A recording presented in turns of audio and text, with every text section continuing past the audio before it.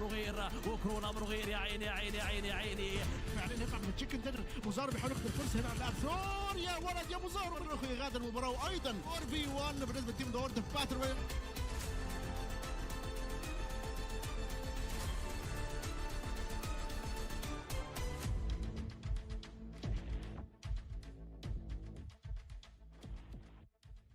Hello everyone and welcome. Of course, I also need to say salut, bienvenue to all our Mo Esports supporters coming through here. Of course, those who are from Mauritius, I mean, that's where Mo Esports is from.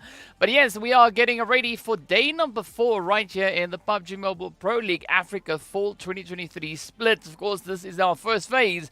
So we are getting ready to see exactly what our teams are going to be bringing in. Who are going to be those teams to walk away at the top of the leaderboard, at least for today? Because as we know, moving into tomorrow, it is going to be that mad dash, that crazy rush to see who's going to be securing themselves a slot moving into that top 12. So there's going to be a lot of contention coming through. Now, over the previous 3 days, we've seen the team step up in different ways. Of course, for the past 2 days, FALCONS White has been the dominating force to be reckoned with, right? Really holding steady with a very, very strong representation coming in across the board. But of course, for those of you that are new to this format, a quick look at it here. I'm going to try and translate it for you as best as I can. So we've got our 5 days of 3 weeks, all 20 teams competing. We don't have any super weekends happening anymore. The top 16 teams, though, at the end of the phase are going to be making their way through over into the finals. And once we step into the finals, we know that is where the slots are open for the MEA Championship, as well as 3 days of finals consisting of 6 matches each day. So there are going to be 18 games to decide who will be those teams who are walking away with the slots. And only the top 6 teams are going to be awarded those slots moving into the MEA Championship. So there's going to be quite a bit of contention to come through. So as we progress through the phases, through the days, the teams will have several opportunities to get themselves secured in positions. And of course, well, they are going to be looking to utilize the ever-trusty placement points, right? That pole position being worth 10 points, trickling all the way down to 9th to 16th position, which is unfortunately not going to award them any placement points, but they'll still be able to secure themselves a point per elimination. Now, if Virtual Gaming have a squad like have a game rather like they did just yesterday, in which they ended up on 17 eliminations on our very last match over on Miramar, that's going to be quite an exciting day for them, right? 17 points coming off just the back of that. But as we know, moving into day number 4, right, today is going to be Erangel day. So we are going to be playing through 3 Erangels and, of course, 1 Miramar, 1 Sanhok, just to try and balance things out as well. So it's going to be quite exciting, as we do have a few teams that have been able to build up quite a bit of consistency right now. The nice thing about a team being able to capitalize on Erangel day is that they are going to be locking in a good probability for them to make it up in towards those finals. You can see only the top 16 slots, right? Those are the only amount of teams that we are going to be having in the finals. But that is where the teams also have the opportunity, the chance to add even more to their prize pool. So each team within the current phase is going to be walking away with $1,300 regardless of where they place. We of course have that award for the MVP as well coming through, and that all forms part of the $60,000 that are up for grabs here. So the teams definitely have quite a bit to play for. And of course, well, aside from bragging rights, as we've already mentioned, several slots up for grabs. But once we make it into the finals, that is where we are going to be having a pretty good idea as to who could potentially be that team to venture forth into the PMGC slot, right? So as we know, PMGC points calculated on the previous season as to where the teams performed with regards to the league points. So taking those league points, taking the final points, smack them all together. That is the one season. Same thing is going to happen for this season. So we are just going to be adding onto the tally to see exactly where these teams find themselves. And of course, as we know, our groups for this phase, right, just for today and tomorrow is still going to be looking like this. So you got the players then from Group E all the way over on towards the right-hand side, Group A all the way over on towards that left-hand side, and then we work our way across the board, right? So for our first match of the day, Group E going to be setting out, then D, then C, then B, and then, of course, the last match, match number 4, Group A are not going to be able to play that one. But there we go, right? That is our groups. So the participants in Group E, which is, of course, Arab Golden Esports, Clear Vision, as well as Greedy and Virtual Gaming Squad. Well, they're going to be having, they only start over on match number 2, but they're going to be playing straight from match 2 to match 5. as where the players from Group A, they're going to be starting on match 1, but they're going to be ending on match number 4. The others are going to be wobbling their way on through across the board. That way, everyone will have exactly the same amount of matches played on each of our respective maps. So yeah, today Miramar, Erangel, as well as Sanhok, but a lot more leaning towards that Erangel side. So this is where the opportunity comes through for the teams really to try and just capitalize as best they can, right? So RUKH Esports, for instance, yesterday heading back to a normal balance day, even though they are a very strong team, right? They are one of those teams in contention for the lovely PMGC slot, right? When it comes to Miramar, I mean, they had a little bit of a tough run yesterday. Now, moving into Erangel heavy day, this could be a day, especially for them to try and step up and lock in a more aggressive push, right? They've been able to secure themselves 62 total points so far with 45 eliminations. Clear vision also, they've had 2 winner-winner chicken dinners when it comes to the map of Erangel. So I think there are going to be several teams in contention looking to see who's going to be the one to step it up, to rise up and lock in that very secured play. Of course, now speaking about plays, here we go. This is our leaderboard moving into today. As you can see, no change really coming through on the back of that last match yesterday, especially not for the top 3, right? Virtual Gaming Squad, though, they did hop 3 slots up into 4th place, then coming through with that glorious tie. And, of course, our most aggressive team sitting with a lovely 78. See, at least I know how to. I know where to look at which things.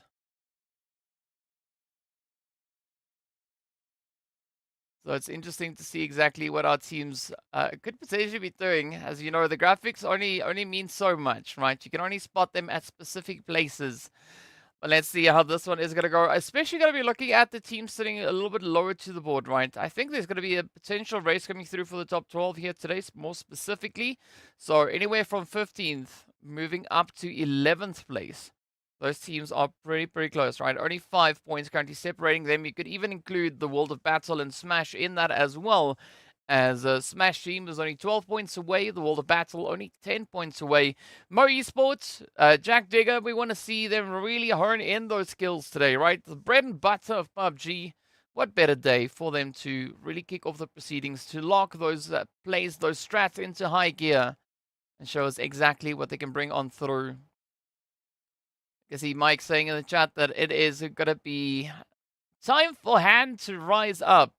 I mean, it's going to be quite a bit of contention, right? To see exactly who's going to be the one to step it up. I guess to see whether or not we are going to be taking a look at those PMGC points. But, I mean, FALCONS White, they are definitely proving that they are quite the team to be reckoned with. I mean, sitting with around about 100-point lead, that is pretty insane, right? That is a pretty big lead to hold on to. I'm not quite sure whether or not RUKH Esports, 77k, or even Blackhand are going to be able to catch up and maybe dethrone them from that potential PMGC slot. As we know, of course, moving through MEA Championship, the teams have less security because we are only looking at 4 slots coming in from the MEA Championship moving in towards the PMGC. So there's going to be a lot of fighting, and based on the performances that we've had come through from the Arabia side, there's going to be a lot of pressure coming through for our respective teams.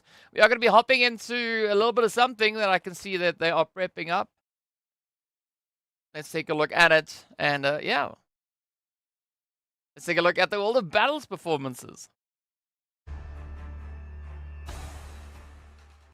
هلا نرحب بحازم من تيم ذا وورد اوف باتل وإراجيل ومنادم راجيلز واحسنهم في الشرق الاوسط اللي كان بيلعب مع تيم 46 لوت ونصر وفرق كتير جدا. فمرحب بك يا حازم، منورنا النهارده. مرحب بيك يا ستارفول بنورك. حبيبي حازم، داخل انت النهارده في الجو اكيد.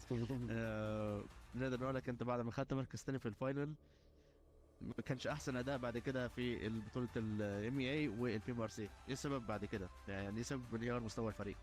بص ليه كانت بره خارج عن ارادتنا. كان عندي الشباب، كان في 2 عندهم امتحانات، تمام، فما كانش فيه التدريب اللي هو، والبي ام ار سي دي غلطتنا، كنا مهملين الصراحه، ما كانش فيها تحضيرات كويسه او كده، كان في لاندنج كراش والكلام ده كله.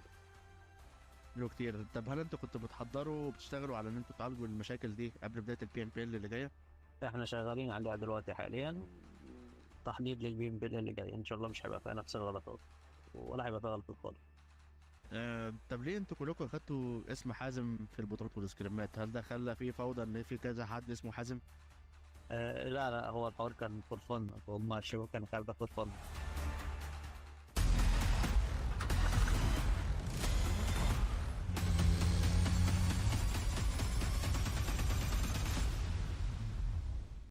Well, there we go. There we go. We're getting ready to see exactly what these teams are going to be bringing through the World of Battle. I mean, they've also been trying to up the ante, right? Trying to lock in a more aggressive performance as they've been going about it. As we did see a little while ago, they are sat on a lovely 42 points coming through for their name. Now, to take a look back at how they were performing in the previous season, all the way back in spring, I mean, the World of Battle, sure, at the end of the third phase, they were sat in a very interesting spot with regards to those leaderboards, right? So I'm curious to see whether or not they are going to be looking to aim for that 8th place yet again. I don't know, right? Where could it go? Where could it go? We don't exactly know, but in the meanwhile, let's take a look at a bit of a stat breakdown here between Amjid and, of course, Marshall coming through from XENON. Now, this is their performances coming through from just yesterday, so Amjid taking the show there, coming through with 13 eliminations, 2476 versus the 11 eliminations being secured by Marshall, and only 1783. So quite a bit of a difference with regards to those stats, as Amjid has been able to be very, very aggressive. And of course, no surprise, looking at the 17 elimination chicken dinner they were able to bring in just yesterday. So excited to see exactly how these teams are going to be looking to grind forward moving into today. I mean, it's going to be a big one.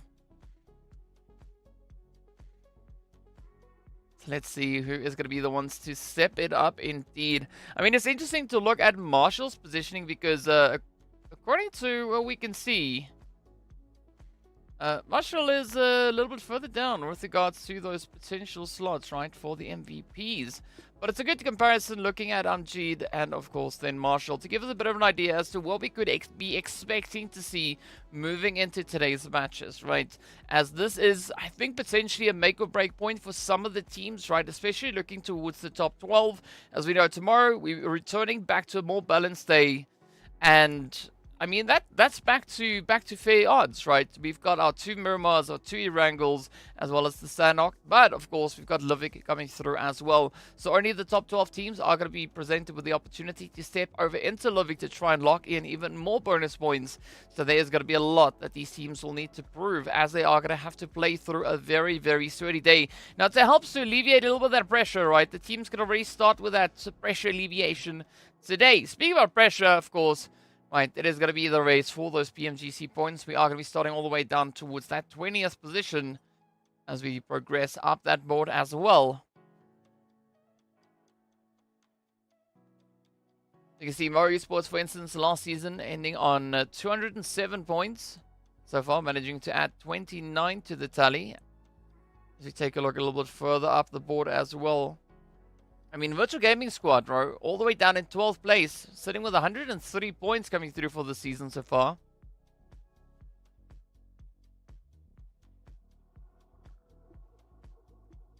And of course, as we take that last little jump, there we can see, right, almost 100 points.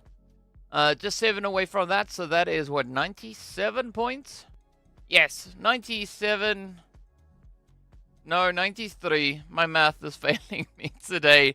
93 points. That is the gap between first and second with regards to those PMGC points. So if 77k are going to be looking to close that gap and potentially catch up and overtake, they really going to have to lock it in, right? But, I mean, as we know, it is going to be Erangel day. 77k, they've not yet had the craziest run when it comes to Erangel.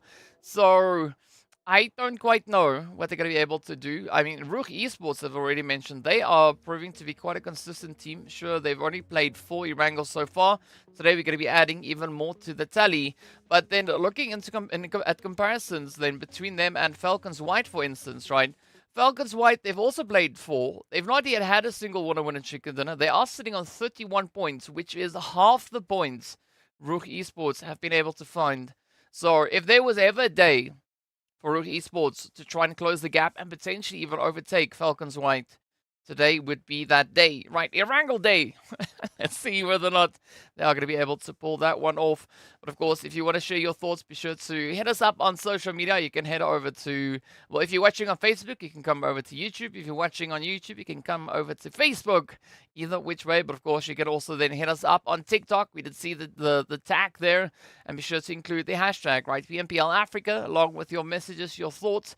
Tell us what do you think is going to be happening with this one. What happened to the IG Titan roster? It's FALCONS White. That's where they are, right? They just changed the name and... So let's see. I mean, we're only heading into day number 4. We've only been seeing them play for 4 days. With exactly the same names as previously. The only difference being that it's not Titan Gaming anymore. It now says FALCONS White. And that is why they're the team sitting where they are with regards to those leaderboards. But of course, speaking about leaderboards, speaking about points, we are prepping ourselves to head into our very first match of the day. As we saw a little bit earlier, it is going to be Erangel. And then next up, we are going to be heading into a little bit of that Miramar action. Of course, then followed by all the other proceedings, right? Back to back, Erangel's coming through before closing off the day with that last little bit of a jungle rush to see exactly what our teams are going to be bringing in. So I think there's quite a bit of an expectation coming through with regards to the performances we could potentially be seeing here.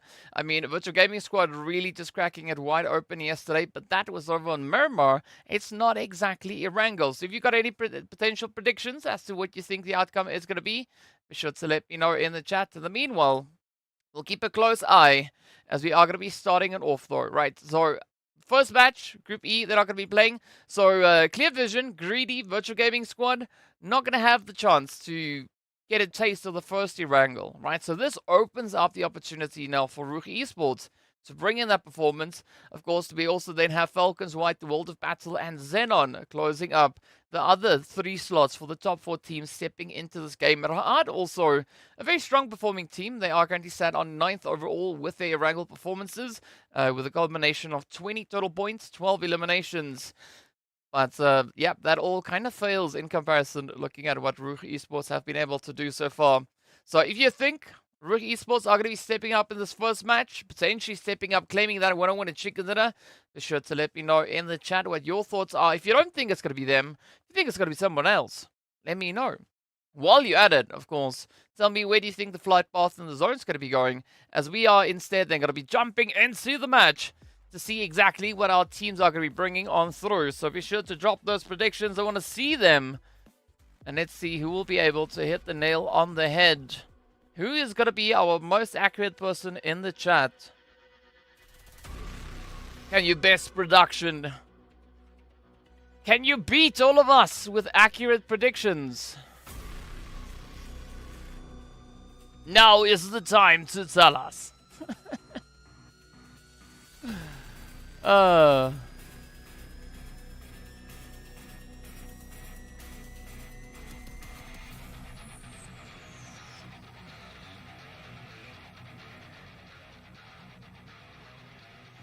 Alright, so we got a few shoutouts coming through for XENON in the chat. A big discussion about Elisio. As long as you keep it PG, it's fine. Indigo asking what are Black Hand's chances at PMGC. I mean, direct qualification from here, they need at least 100 and a few points more. Well, first 100 and a few points to catch up to FALCONS White, and then they need to beat them consistently. Speaking about beating them, the zone is beating the players to the punch as it heads all the way up to the north. So I think that is going to be an interesting shifty shift coming through here to see exactly what our teams are going to have to work with.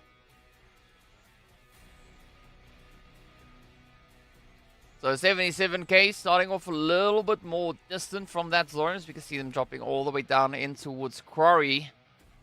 So that's going to allow them to properly loot up, but then I'm going to be looking towards that rotation to see exactly how they're going to be getting themselves up there. Of course, we have a bit of potential contention rather coming through over towards that southeastern side, as you can see over in towards Multa and Multa Power.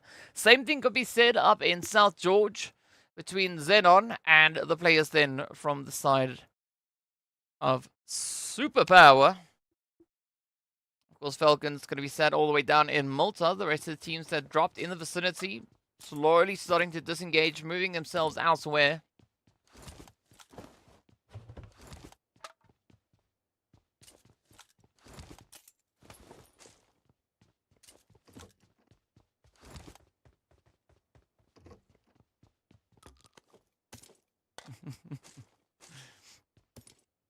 Sometimes I gotta say, I'm sometimes so impressed by the amount of stats that you guys know about individual player stats that I myself cannot find anywhere. Oh, so that's impressive. Well done, well done. In the meanwhile, let's see what our teams are gonna get up to though. RUKH Esports, a very comfortable drop all the way up and towards Savoni. No one there to contest them. They can go about their business and start building up a bit of momentum, right? Finding a bit of that drive. Because this is the only Erangel in which they'll be able to play without having Blackhand Falcons, or without having rather a Clear Vision, Greedy, or Virtual Gaming Squad to bring in a bit of an upset. If they want to make that push, if they want to take charge with regards to that leaderboard, this is exactly the match for them to try and do it.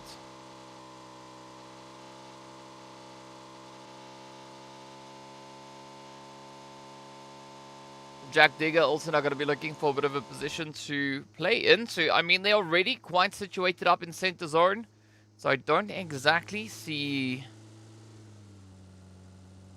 the immediate need for a major repositioning. But they are potentially just going to be looking to spread themselves out in and around that potato hill positioning. Selfish, that you are referring to as Proxy. Proxy is around here somewhere. Unfortunately, for this season of PMPL Africa, it is a solo cast. Same as what we've had with PMPL Arabia, right? The English broadcast is a solo cast. So that is where it is. That is what it is for now. But yeah, that's what we got. Right, we got MEA Esports, of course, situated all the way over in towards Lipovka, going about their proceedings, also looking for a bit of that loot, the World of Battle, very close to center zone. Now, I'm quite curious to see how 77k Special, as well as Falcons and Smash, as well even as MEA Esports, are going to be looking to rotate up to get themselves into that zone.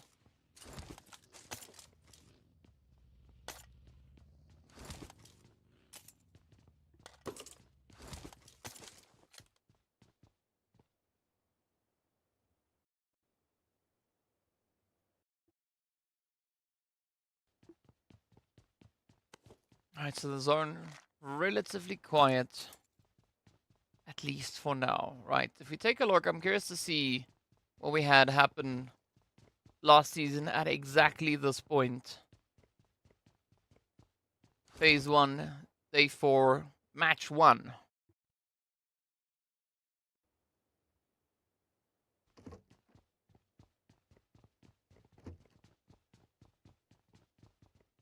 Ooh. Alright. Well, to give us a bit of an idea, and a few of the supporters in the chat might actually like this, last season at exactly this point, it was Black Hand that stepped up and claimed themselves that winner chicken dinner, doing so with 12 eliminations. Followed closely then by Wave Esports taking second, finishing on 9 eliminations. Team Raad going through in third place. They actually had 11 eliminations. So that essentially brings us to 32 eliminations between the top 3 teams. Curious to see if we are going to be seeing anyone maybe looking to make a bit of a run for that. What's up, JVN? Welcome, welcome, welcome. I am doing great. It is day 4. We are getting closer to the end of our very first phase. See who's going to be making it into that lovely Luvik map. So I'm doing fantastic. How about yourself?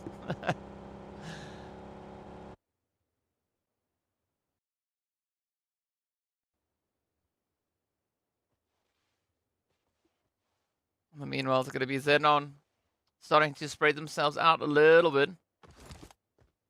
see them now just situated up towards Cube. At least this is the case here for Marshall and Carry Boy. Oh, Malik and Hansley. Mo Esports, they've rotated out of Lipovka, heading a little bit further up north.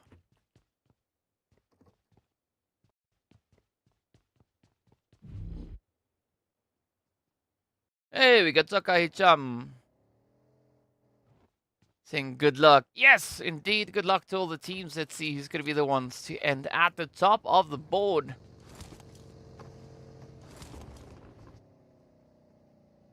Ainsley, Alicio, beautiful jump shot going through there from Ainsley, making it look so effortless. No warning shots even, just straight carnage. Now it's going to be Hazard with a bit of Overwatch trying to come through with that Scar L spray down. But it's going to be proving to be quite a bit of a range, quite a bit of a challenge to secure the shots over that distance. As we know, the recoil little times a bit funky when it comes to the Scar L.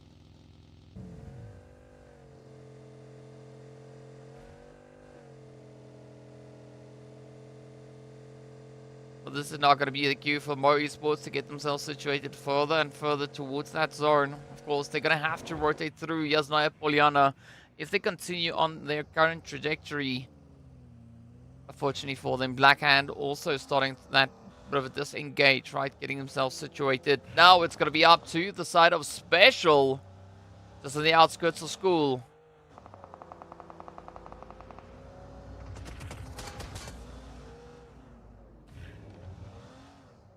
Nice little bit of that run and gun. Of course, Jack Digger just showing the space here with them. As you can see them held over on towards the apartment buildings. But of course, up on the hills, that is where we see the Falcons now getting perched on high. So let's see if the Falcons are going to be looking to leverage that bit of elevation, that bit of high ground.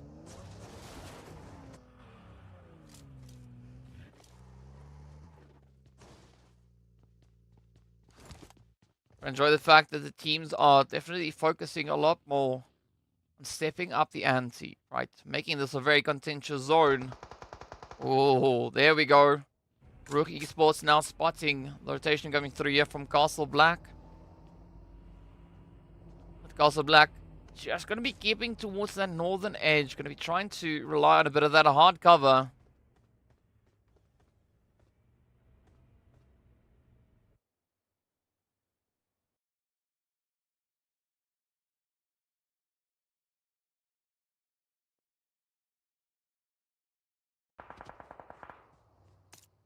See if Koa is going to be able to reach in. Nagato sending out a bit of a warning shot there as +18 tried to now demand that this specific wow this specific position right here, not Pacific, specific, is there for the time being. Let's see whether or not Black Hand are going to settle for that. Are they going to come to some kind of an agreement? Or is this now going to be the opportunity for Black Hand to try and test their determination? To see just how eager they really, really are to hold on. At least to the edge of zone. Speaking of zone, the blue is going to be closing in. RUKH now tried their push as well as they move over. Ooh, but it's good to see Castle Black actually rotating up, not keeping their distance. Looking to get a little bit more aggressive.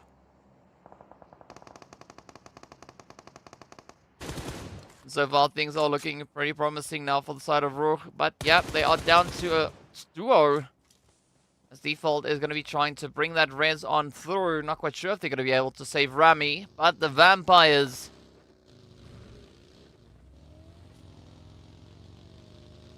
The Vampires are going to be looking to bring in a bit of a knock-knock on the edge here.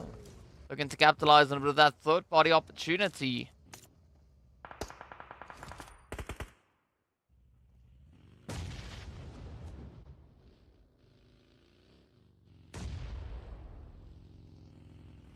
Joker trying real hard to get that res in. Up comes Default. This is going to be the push now from RUKH Esports. They want Castle Black to leave them alone, as the zone also has shifted up. Both these teams now know they will need to get their butts back into that zone. But are they going to be prioritizing a bit of aggression? Of course, the World of Battle now going to be helping RUKH along as well. Just pushing them further and further along. Great nade to close it off. That is going to be right in the face of Castle Black. So RUKH Esports now ready with 4 eliminations up. This is their chance, their opportunity. To not only secure themselves a few eliminations, but to try and bring in a bit of that leaderboard dominance. In the meanwhile, we do say goodbye to World Lazy Boys. They've been taken on down. It's now up to Zuxi here for Raad.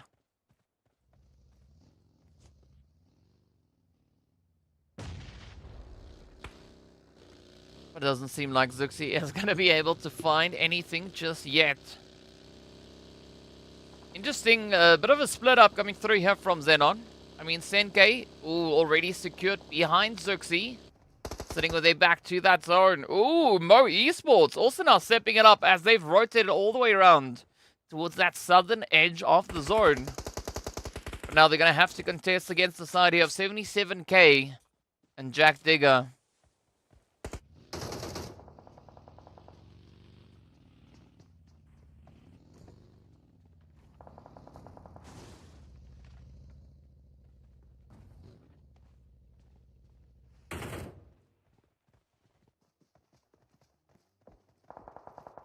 Oh, Bollywood Malaria, that is no joke. Good luck with that one. So we wish a little bit of good luck over onto these teams as well. Wave Esports with a nice, decent spread over in towards that zone. Let's see whether or not they'll be able to hold on, right? Are they going to be able to keep up that pacing? Because boy, oh boy, they are going to get tested. Black Hand and the World of Battle over on towards RUKH. But the World of Battle going to be optimizing themselves with a bit of that 2-2 split. Meanwhile, Falcons turning their focus down onto +18. Shadow and already down. Nagato coming through with a bit of a response, finding Teak. See, Ellen, here is the former Titan team, now named Falcons White. You'll see exactly the 4 names that we saw in the previous season. Let's see whether or not that is going to be enough, though. Ooh. Axa finds the nade, a double whammy. Torm also coming through with a bit of a play. Puncher King now looking to close it up. Ooh, this could be quite a bit of a dangerous position. Falcons now not looking all too good, all too healthy. As Puncher King now will have to drive it all the way through to the very finish. Shadowin, though, is going to be closing it up. +18, making quite a bit of noise. Again, Vampires just hanging around in the wing. We can see if they too can look to capitalize it, but that third-party spray down 77K. Meanwhile, will be turning their attention over on towards Mo. As you can just hear the cacophony of shots going off in the background. Quick response going through over on towards Thor, but now it's going to be Puncher King getting pressured here by Shadow, and of course the Vampires moving in from behind. And that could be a very, very difficult spot now for Puncher to try and play off of. But I'm not quite sure that they are aware of the Vampires just holding towards their northern edge. So let's see how this one goes. It's +18 now looks to get nice and aggressive.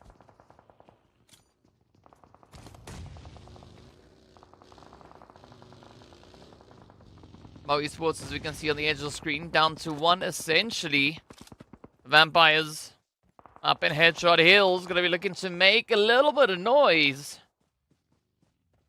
But again, I hope they are wearing their sunblock, because spending too much time out in the open is not going to be all too optimal now for the Vampires. Of course, now comes a little bit of cleanup there from the side of +18, unfortunately for them. Puncher has already rotated out, moving up into center zone. Easy gets in on Thor with the knuckle sandwich. Hazard now going to be looking to just find a bit of trading. As E-Flex comes flying right on past them. Oh, Vampires. They're in trouble. Now it's going to be down to Hazard. Mo Esports though out with 4 eliminations all the way in 14th. The Vampires following hard on their heels. Getting taken out in 13th, but unfortunately for the Vampires, they weren't able to drain any eliminations. +18 though, already sitting up to 6 elims.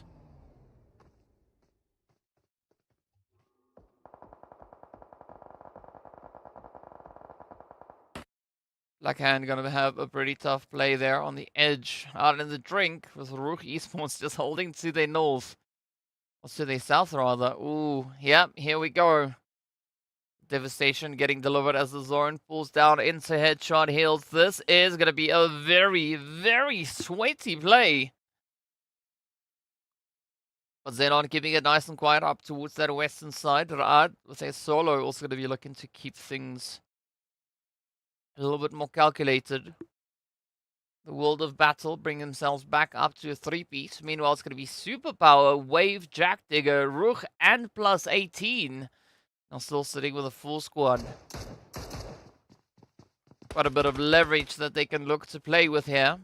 Wave now going to be starting to make a bit of a pressure play onto +18.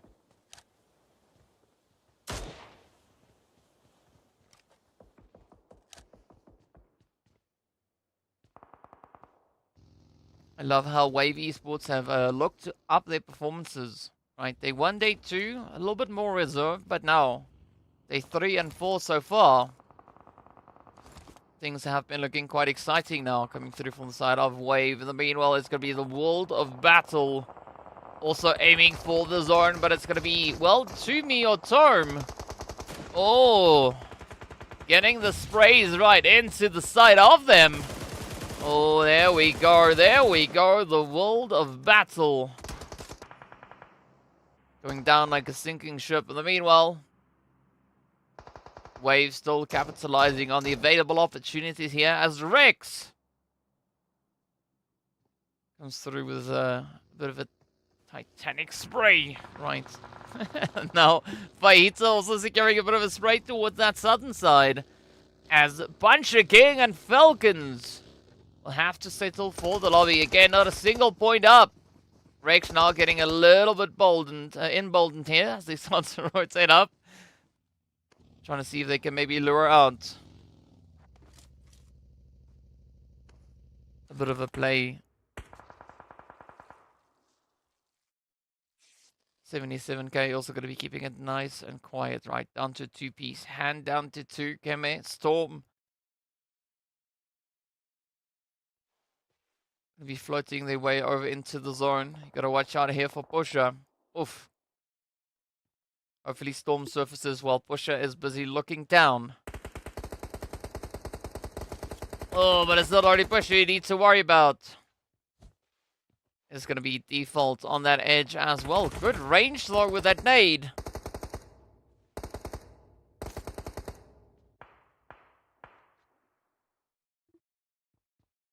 So RUKH Esports still keeping up quite a bit of a front. Oh, meanwhile, look at Cacao and Faida. Sat here doing a little bit of bowling. Meanwhile, it's going to be Keme found. It's a black hand in a far less than optimal position. I mean, XENON really going to be looking to capitalize on the available opportunity there towards the north. They could definitely look to play a bit of an upset here now for black hand. But fortunately, Keme has been brought back the zone, continuing towards the north. Now it's going to be Superpower coming through on that southwestern side. Ooh, there we go. Saying goodbye to Black Hand. It is done. They now sit on 104 points.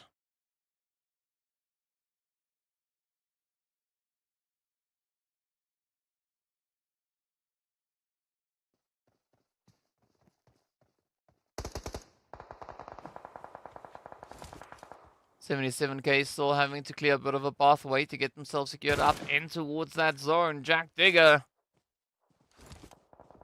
A very similar kind of setup, but they are going to be holding on to a 2-2 split. So we need to see from Mar.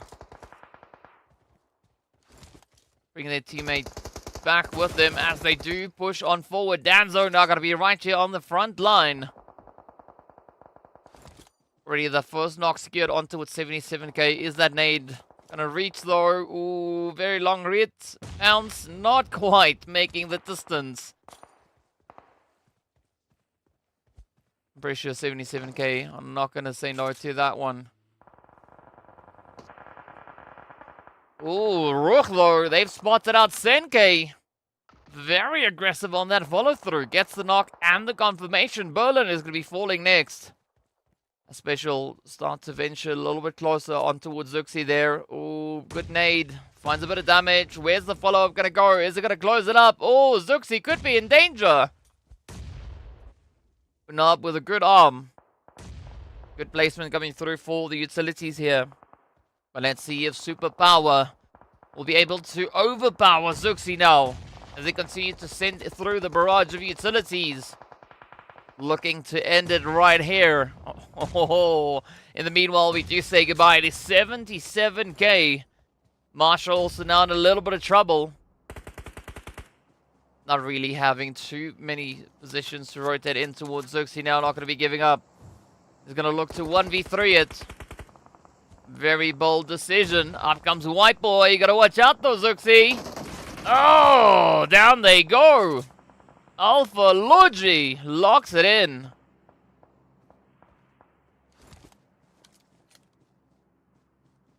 We are now down to our final 5 teams. Holding. Waiting to see who's going to be the one that will be picking up that winner chicken dinner.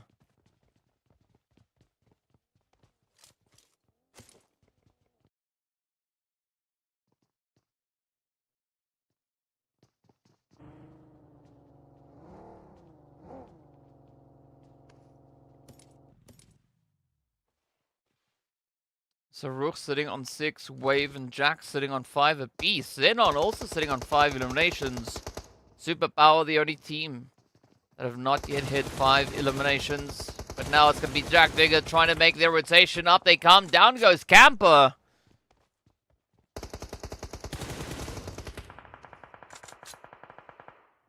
Now we just got to see Camper driving a van.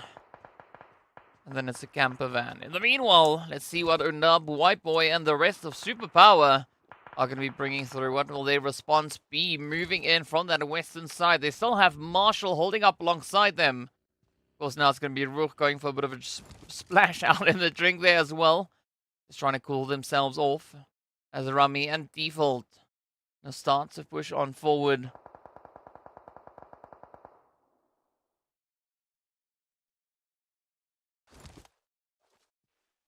Time could be running out now for Marshall.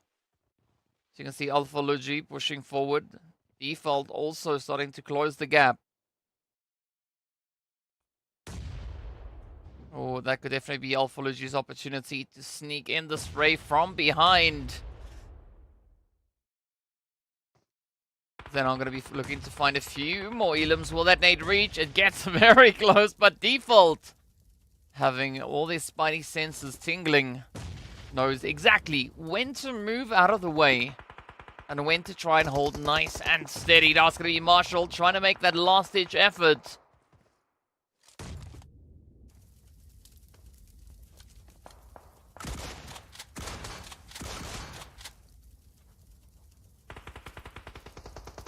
Marshall now ensuring that the vehicle is not going to backfire on them. Right, trying to close it out.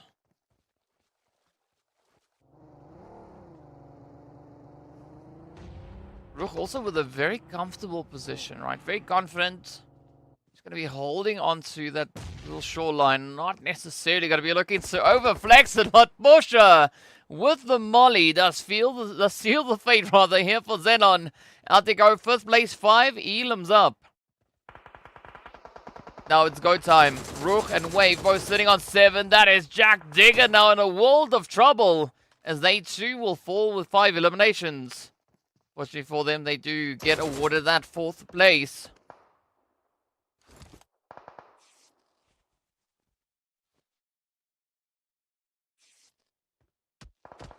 Wave looking pretty eager.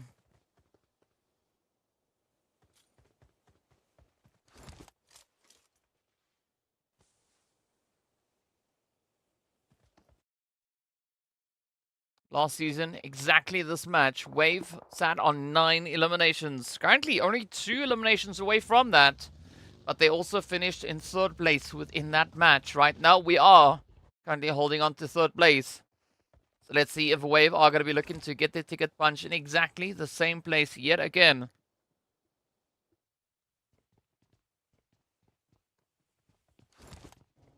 Ra'ad also formerly had 11 eliminations.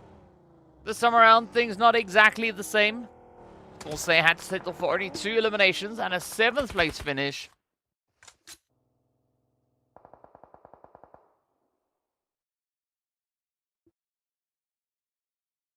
But let's see where Superpower are going to be looking to make things happen. Now it's going to be Petrox getting spotted out in the open. The spray is there. RUKH not having that luxury anymore, right? The confidence of the ridge lines, the little hidey holes. Oh, that extra bit of hard cover to try and utilize. Now, instead, it is going to be Wave looking to expand as they push on forward.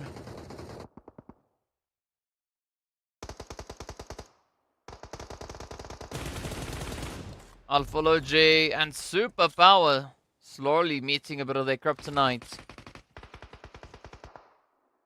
It's now Unab and White Boy, the final 2 contenders left. To pull their capes pretty taut to see if they can fly through. 8 eliminations already now for RUKH. Wave sitting on 7. Still going to be looking to find a few more.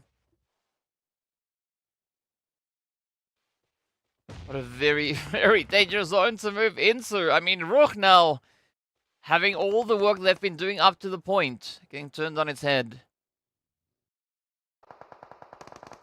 Oh, there we go. Gaddafi seals the fate there of default. White Boy now going to get pressured here by Rami. Down they go. It's now Unab. Left to defend their honor. Has Superpower. Just creeping their way on through Wave. The only team now sat still on full squad. It is going to be RUKH. Oh, essentially down to Rami. So a bunch of solos all over the place. Wave stepping up to the plate. And there we have it. Wave Esports swooping in. Claiming themselves the victory. Claiming themselves the winner chicken dinner. Up is up indeed. Last season, right here, they secured themselves 14 total points. This time round, well, it is going to be 22 as they sit with a lovely, glorious 12 eliminations coming off the back of that match. So what a step up it has been coming through from Wave. Exactly the kind of improvements that we want to see, right? Teams looking to better their standings, looking to better their points. Not only in comparison to last season, but also as to what we've been seeing come through from these previous few days. So Wave definitely upping the ante, so big congratulations going out to the side of Wave Esports. But now we are going to be taking a look at a few of the highlights from this past match, just to remind you of a few of those glorious moments, so let's enjoy.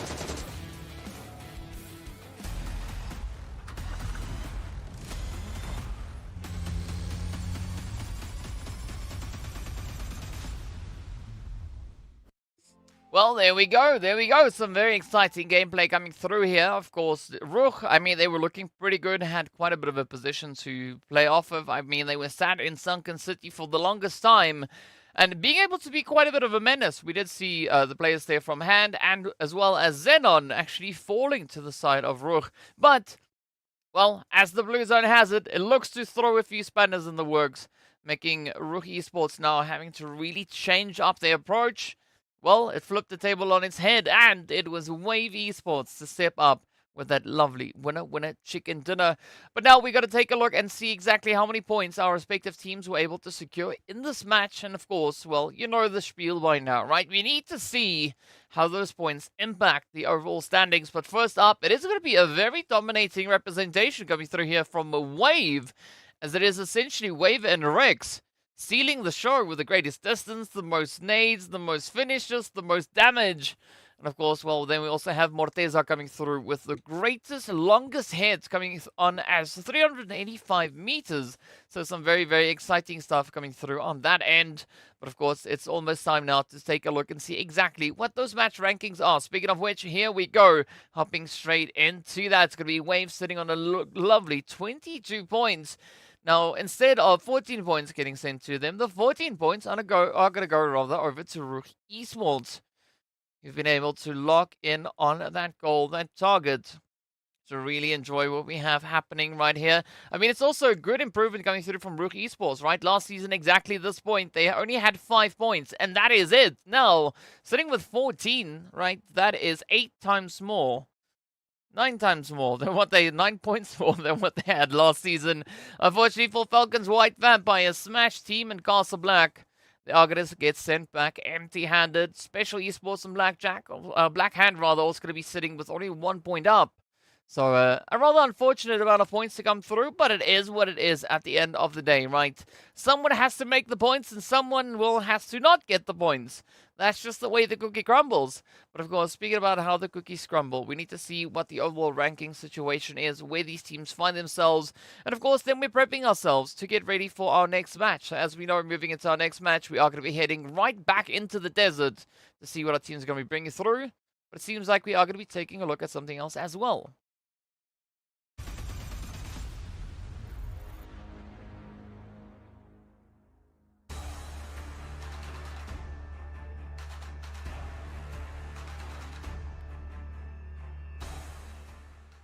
في فرق سبورت كتيرة من بلاد مختلفة، لكن انت في حالتك انت بتمثل مصر، فهل تفتكر ان ده بيشكل يعني سهولة بالنسبة ليك انت وباقي الفريق ان انتوا متفاهمين مع بعض بنفس البلد؟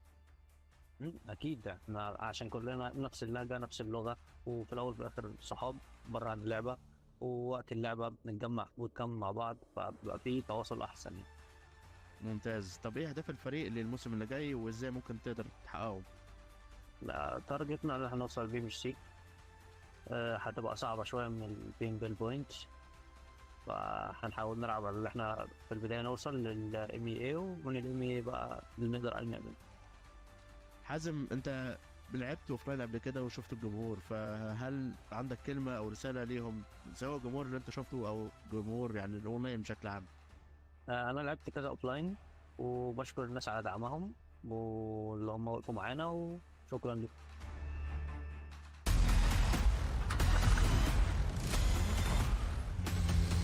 Alright, so there we go. We are just creeping our way closer and closer to see exactly what Miramar is going to hold for our respective teams. We are less than a minute away to see exactly what our teams are going to be doing. And that, of course, according to the timer that we saw up in the corner over here. In the second match, it is going to be Falcons and a hand on rest to see. So, yeah, it's going to be back after 25 minutes. Yeah, so, of course, speaking about that, right, match number 2, that means that the players from Group E are now going to be stepping out onto the battlefield for their first time here today. So, it's going to be Arab Golden, Clear Vision, Greedy, as well as a virtual gaming squad. And then, of course, well, as Moise has said, right, it is going to be the players from Blackhand, Falcons, Superpower, and Wave that are going to be having a little bit of a rest, right? So, Blackhand, Wave, actually our 2 top performing teams when it comes to the map of Miramar. Virtual Gaming Squad playing a major upset yesterday in our very last Miramar. So I'm curious to see what they're going to be bringing in, right? That performance also now pushed them up into 3rd place overall with regards to Miramar itself, with that one winner chicken dinner sitting on, well, 43 total eliminations. Now, that is pretty close to what we've seen come through from Blackhand as well as Falcons White. Falcons White, of course, is sitting on 41, and Blackhand sitting on 54 eliminations. But both of those teams have 2 winner chicken dinners. So the next best that we have is going to be Virtual Gaming Squad and XENON, looking to show us what they can bring through.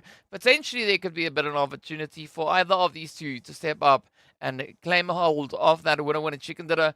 But of course, we're also going to be looking at teams like Special Esports, RUKH, as well as RUKH, Vampires, and a few others that have not yet exactly had the opportunity to get their first winner chicken dinner on Miramar for the season. So I'm curious to see whether or not this is going to be the opportunity for them to do exactly that. Of course, curious to hear your thoughts as well. Be sure to let me know in the chat. What do you think the outcome is going to be? Who do you think is going to be the team to pop off and lock in that absolutely insane play? Who's going to be the one to sit with that winner chicken dinner on the only Miramar of the day? Do you think it's going to be Virtual Gaming Squad again? Do you think it could potentially be XENON? Or do you think it could be another team? So let's see exactly how that is going to pan out. In the meanwhile, we are going to be hopping into the map to see exactly what that zone and flight path is going to be bringing in as well.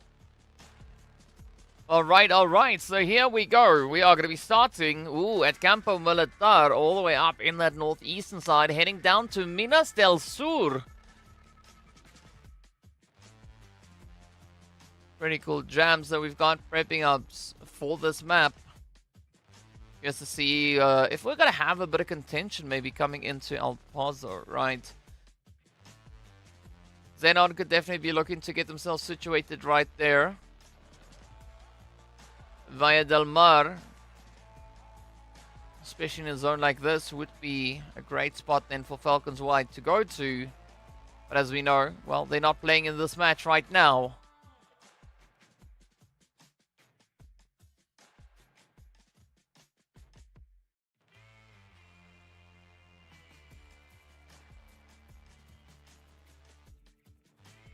I think what would also be quite exciting is to see Vampires or MEA Esports stepping up, claiming themselves a winner chicken dinner, right? Because these are the only 2 teams last season that weren't able to get themselves a winner chicken dinner on the map of Miramar.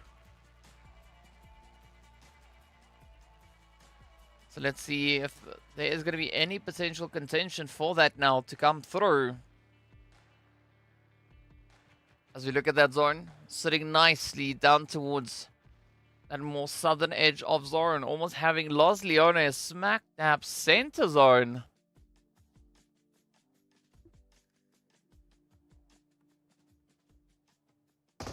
Got a prediction saying that apparently Hand are going to step it up, and well, with Clear Vision being back, there could be a few surprises coming through from them. Speaking about Clear Vision, here they are. Right up on our screens right now, looking for a bit of a play. XENON also going to be looking to get themselves all the way over in towards Bazar, as there's no one currently holding on to that position.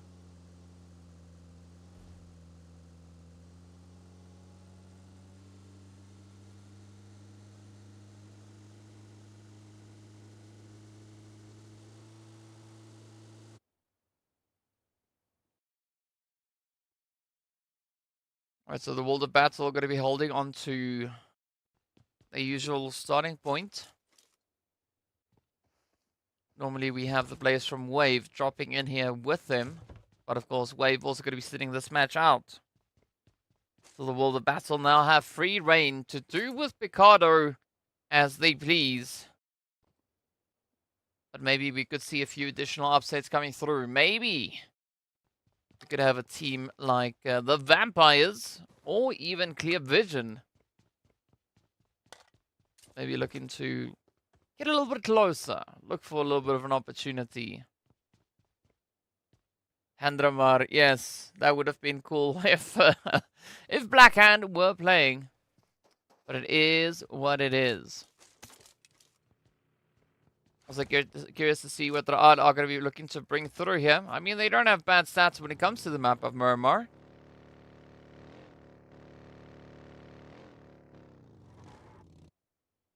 Sitting with about nearly 40 points that they've been able to secure so far. Looking at their previous season, they were able to find themselves that one winner chicken dinner. 68 total eliminations and 115 points. Smash team also got themselves a winner chicken dinner on Miramar.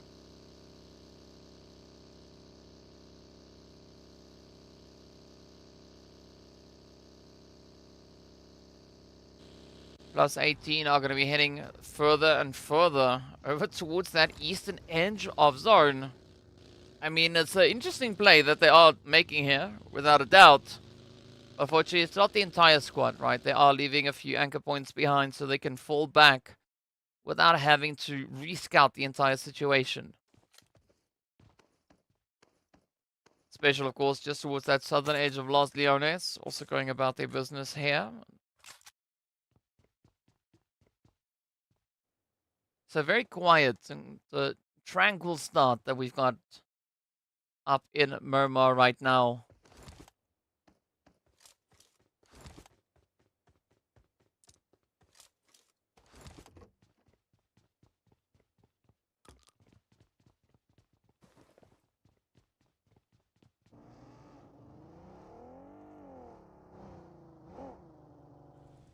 Yeah, more Esports, we did see them step it up in the previous match, but as the Jack Digger, right, the team that was sharing the exact same amount of points with them. So as a result of that, Jack Digger were able to secure themselves slightly few more points, and that's why they are still holding on to the lead ahead of Mo Esports.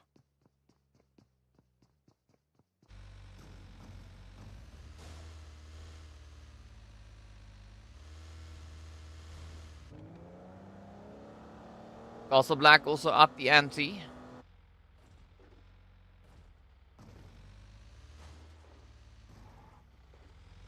They tried a few surprising plays. If you remember, they tried to rush in on RUKH Esports.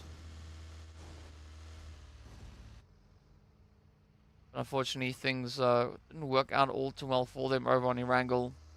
Well, the battle now going to be leaving Picado behind as they start to push just towards that western side, but that is exactly where Clear Vision find themselves situated.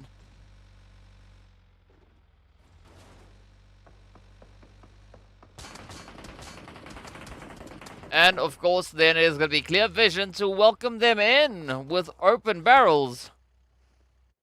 We now turn to Hazem, Arthur Muhammad.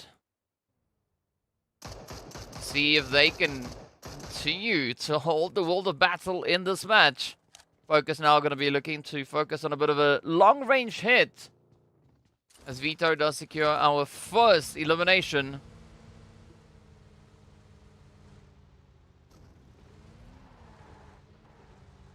Violence.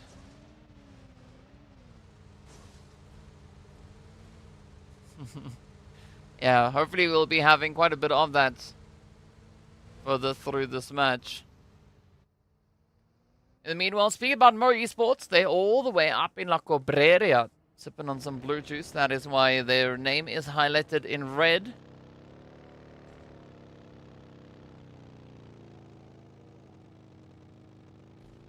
So strange, if you want to see the leaderboard, it is at the top of the screen. So technically, you've always been looking at it. You've just not been noticing it. Oh, speaking about not noticing it, it's going to be our Foz not noticing the whereabouts of G-Brute and the rest of the special team.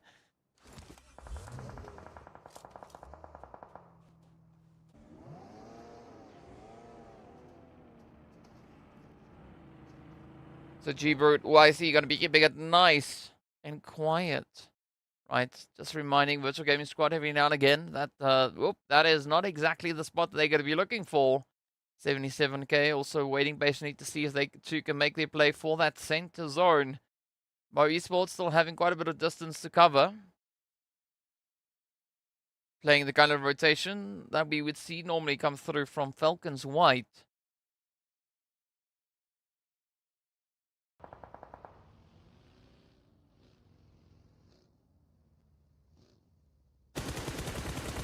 You're welcome, Strange. Oh, just as Shadowwind welcomes NASA with a bit of a spray down.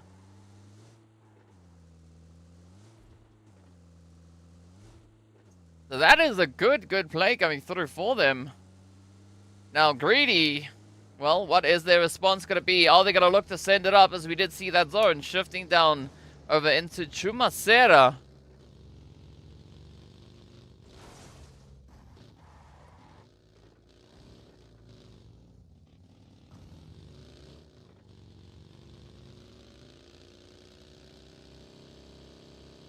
Oh, Esports at least on their way. They've all now been able to find themselves vehicles as they start to rotate up. Similar to what World of Battle are going to be looking to do here as well. But they've already dipped their toes into the zone. It's going to be RUKH Esports just alongside them over towards that eastern front. So the World of Battle needs to be careful. Look at Jack Digger also now opting for more southern positioning, as they are going to be looking to rotate around that zone.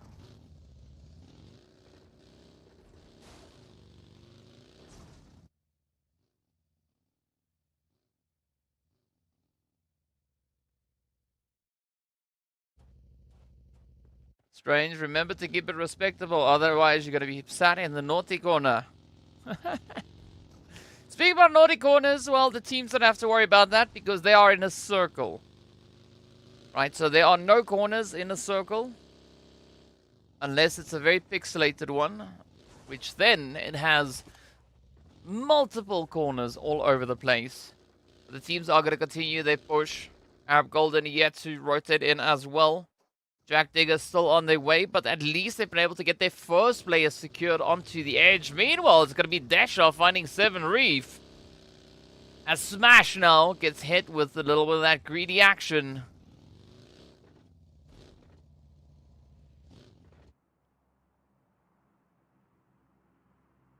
Let's see whether or not Smash are going to be looking to come through with a bit of a response here. They are going to be going now toe-to-toe with +18. You got to watch out for those DBSs. Oh!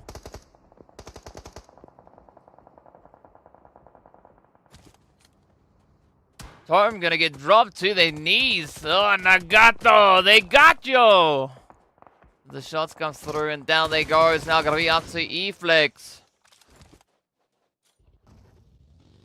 See if they can navigate the wild waters up ahead of them. Meanwhile, Smash going to be using this opportunity to not waste any time. Instead, they're going to be looking to get themselves situated back into that zone.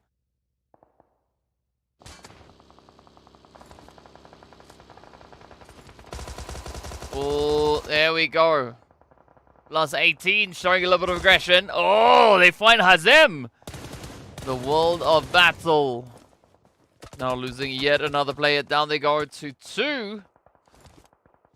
Let's see if they too can look to come through with a bit of a response. It is going to be Arthur and Muhammad.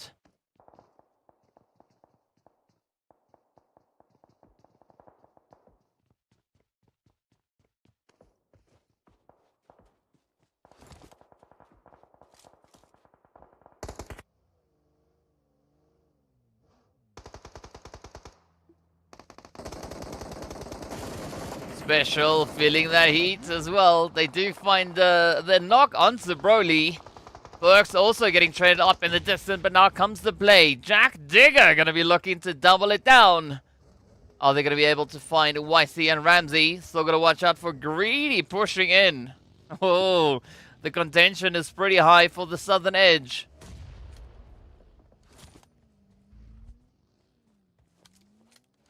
YC now just trying to smoke up the position here. Jack Digger, that is their cue to get the heck out of Dodge.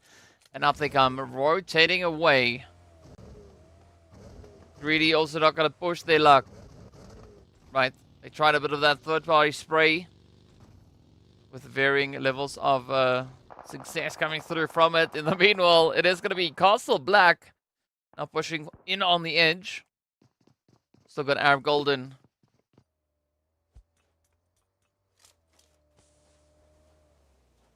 Nice and steady.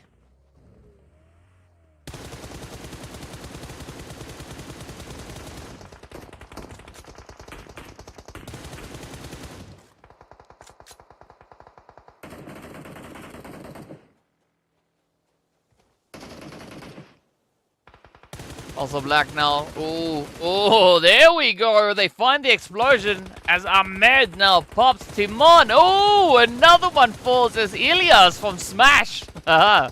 Looks to lock it in. Arab Golden having a very, very tough run. Rotating in on towards the zone.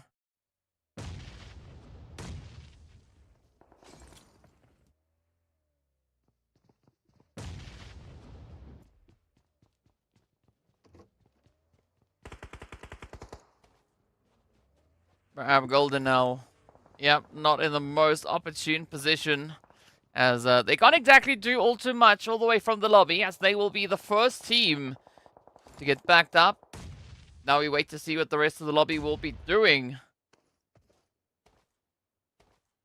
The zone. Let's pull a little bit more towards that eastern side. Just now on the outskirts of Chumacera. But it's not going to be impacting Ra'ad's play all too much, right? They more importantly have to try and face off against Jack Digger. But that could be exactly what is going to be happening right here. Up comes the push, the play, the spray is there again, coming through on towards Danzo. Now it's going to be Camper from Mar. Finding themselves still in the situation here with Ra'ad. But Ra'ad looking very, very aggressive. Fivo is going to try and bring that res in, but Reno reaches in. They find Camper. Not quite sure if Ramar is going to be able to hold on here. A 1v4, very, very tough odds. And of course then, well, we do see Marshall just lurking on the edge. Meanwhile, Smash Team, they are going to get sent out in 15th place. Up comes Reno. Oh, from Mar, trying that runaway play. Oh, they're going to get it though. Oh, narrowly makes it. Woo. Yeah, Reno just trying to pop a few windows there as well.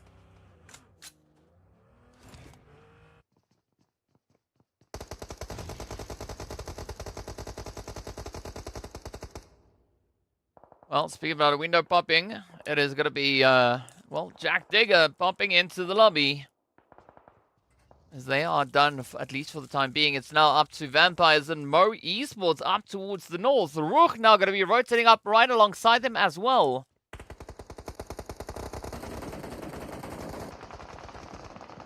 Oh, look at that. RUKH coming through behind the Vampires.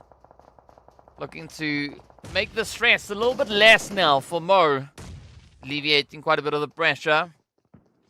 RUKH now still down to a two-piece.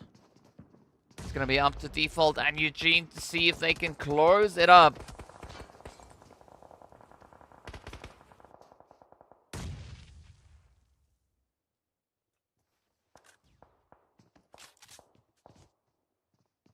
Oh, good nade coming through from Hazard. So Vampires could still turn this whole situation on its head. They are still here with a three-piece. RUKH now down to two. Well, they do bring Default back, so that is then back up onto three. So very even odds with regards to numbers. But down goes Pusher, down goes Default. Eugene is going to be the last one left to contest here. Up comes the play. Malek comes through. Very effortless S12K hit to the face. And down they go. That is RUKH Esports now out in 13th. Hansley getting met with a bit of a response there as the Mark 14 in the hands of Morteza does the work. Let's see whether or not Elicio and the rest of Mo are going to be able to bring that res on through. 77k. Looking to lock down the position. Great reach that they've got from all the way up on that church.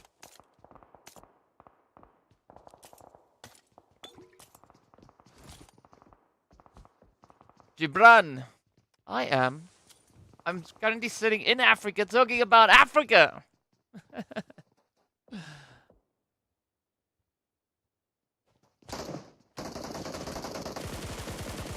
Oh, there we go. Mo Esports. Are they going to find it? Come on, Mo. Vampires just up ahead. I say Hansley already having a bit of that HP being reduced.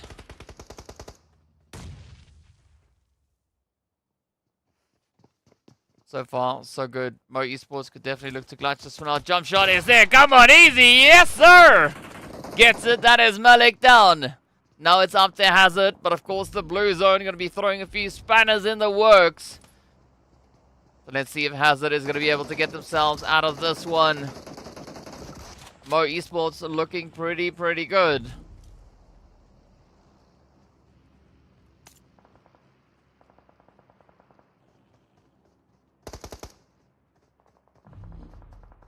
So Pedro now just playing the waiting game.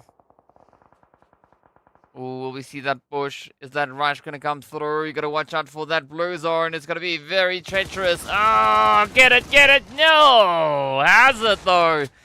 DBS does pick up their 5th elimination, and down they go. Hansley now running to get themselves up into the safety of zone.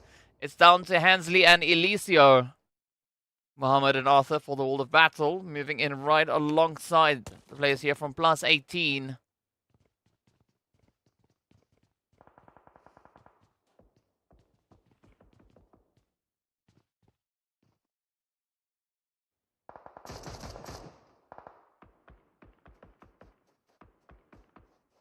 Gary Boy and Clear, well, Gary Boy and the rest of Xenon now getting ready to go up against the side here of Clear Vision.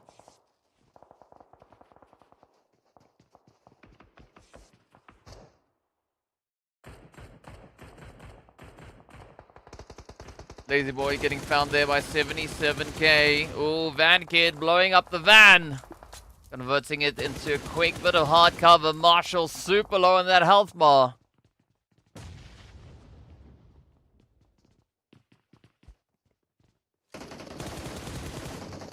There we go.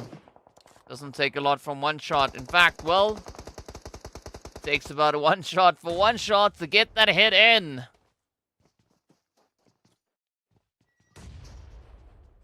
Goodbye, Greedy. As they get sent out with 2. 10th place it is. Oh, the bit of a trade-off here. You gotta watch out for 77k though.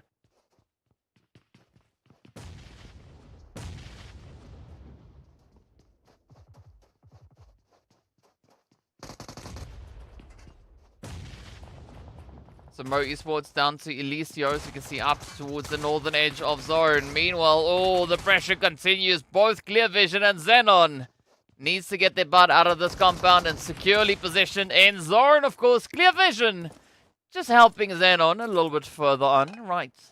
Instead, sending them back to the lobby. The World of Battle and +18 still going to be holding on to the edge.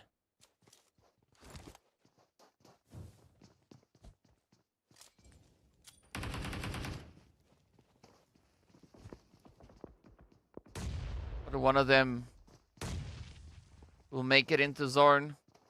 The others will not. Which of these will it be though? Is it going to be the World of Battle or +18? The World of Battle currently stand on 1 elimination. +18 sitting on 2.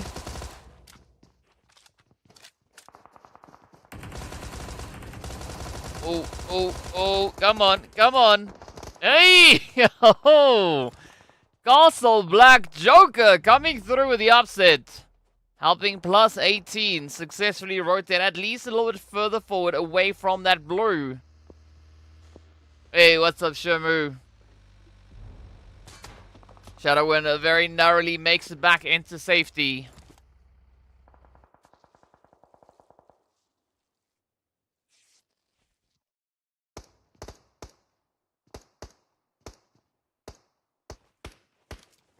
Virtual Gaming Squad now with a very good position. Holding on to center zone. But are they going to be able to defend that position to the very, very end? 77k now also starting to mobilize. Thor, very low on HP. Gets into the biggest vehicle. Currently in PUBG Mobile. The easiest target to hit.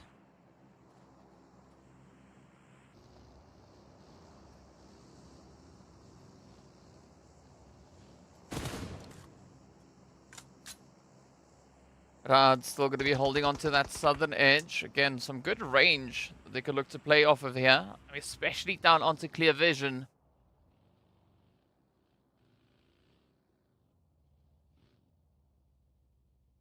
Let's see what Castle Black are going to be bringing in response. Already with those 4 eliminations up. Things are looking up and up. And here we go. Ooh. Nicely played. Good trade. 1 for 1. Zuxi and Pocus both getting found.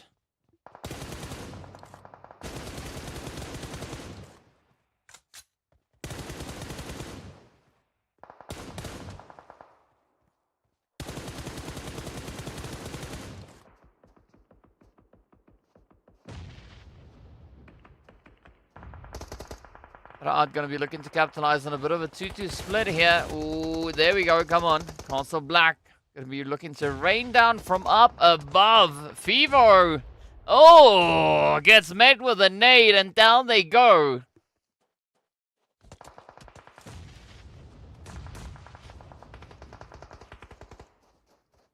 Let's see if Ra'ad can pick this one up. Already sitting with those 5 eliminations. Currently the most eliminations on the board.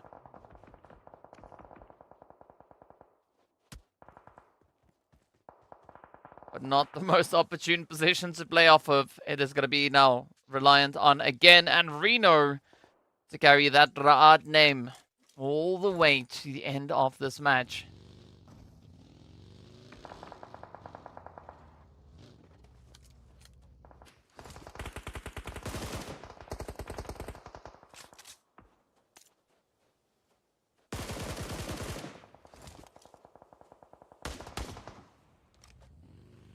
Castle Black with a nice bit of gatekeep opportunity. Let's see if they'll be able to follow through on that angle. Also then, it's going to be clear vision. Ooh, having to huddle up in the shack. Oh!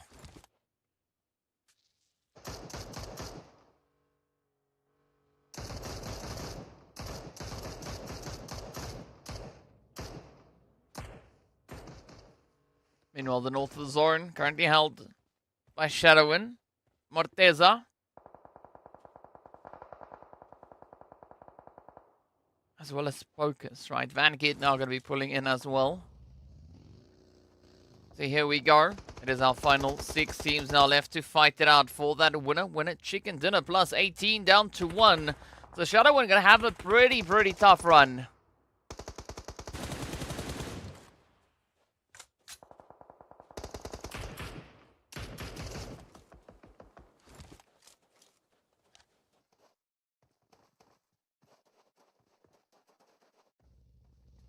But the standoff is there, right? Virtual Gaming Squad. We know they're a team that could also really step it up when it comes to the lovely Miramar.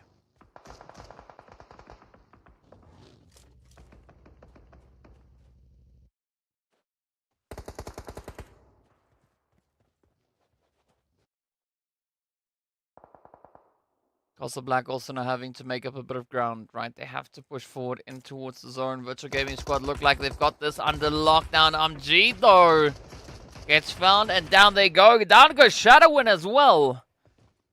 Down to the final 5 we are.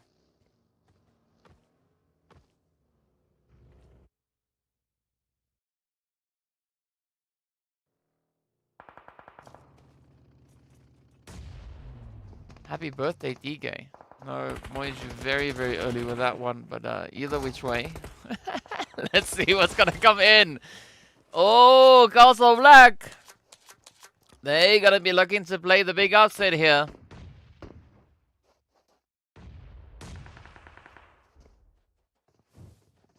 No, it's definitely 100% not my birthday. Way too early. Oh, Ahmed though. 77k, off they go. Alright. Look like we've got a few new contenders looking to step it up. Castle Black lighting the lobby on fire. Moise with the troll in the chat. Ra'ad getting sent on back. Down they go. 5 elims up though.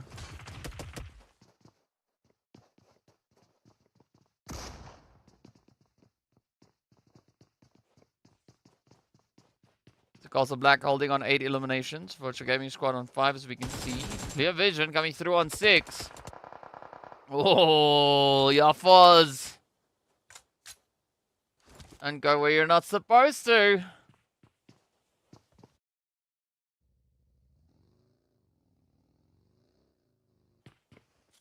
Let's see who's going to be the takers, right? Who is going to be the one to get the job done? Oh, the push is there. Virtual Gaming Squad getting dropped. Castle Black now. Well, they only have Fares to worry about. Up comes One Shot and Pokers. Clear vision. They've got their eyes on the prize.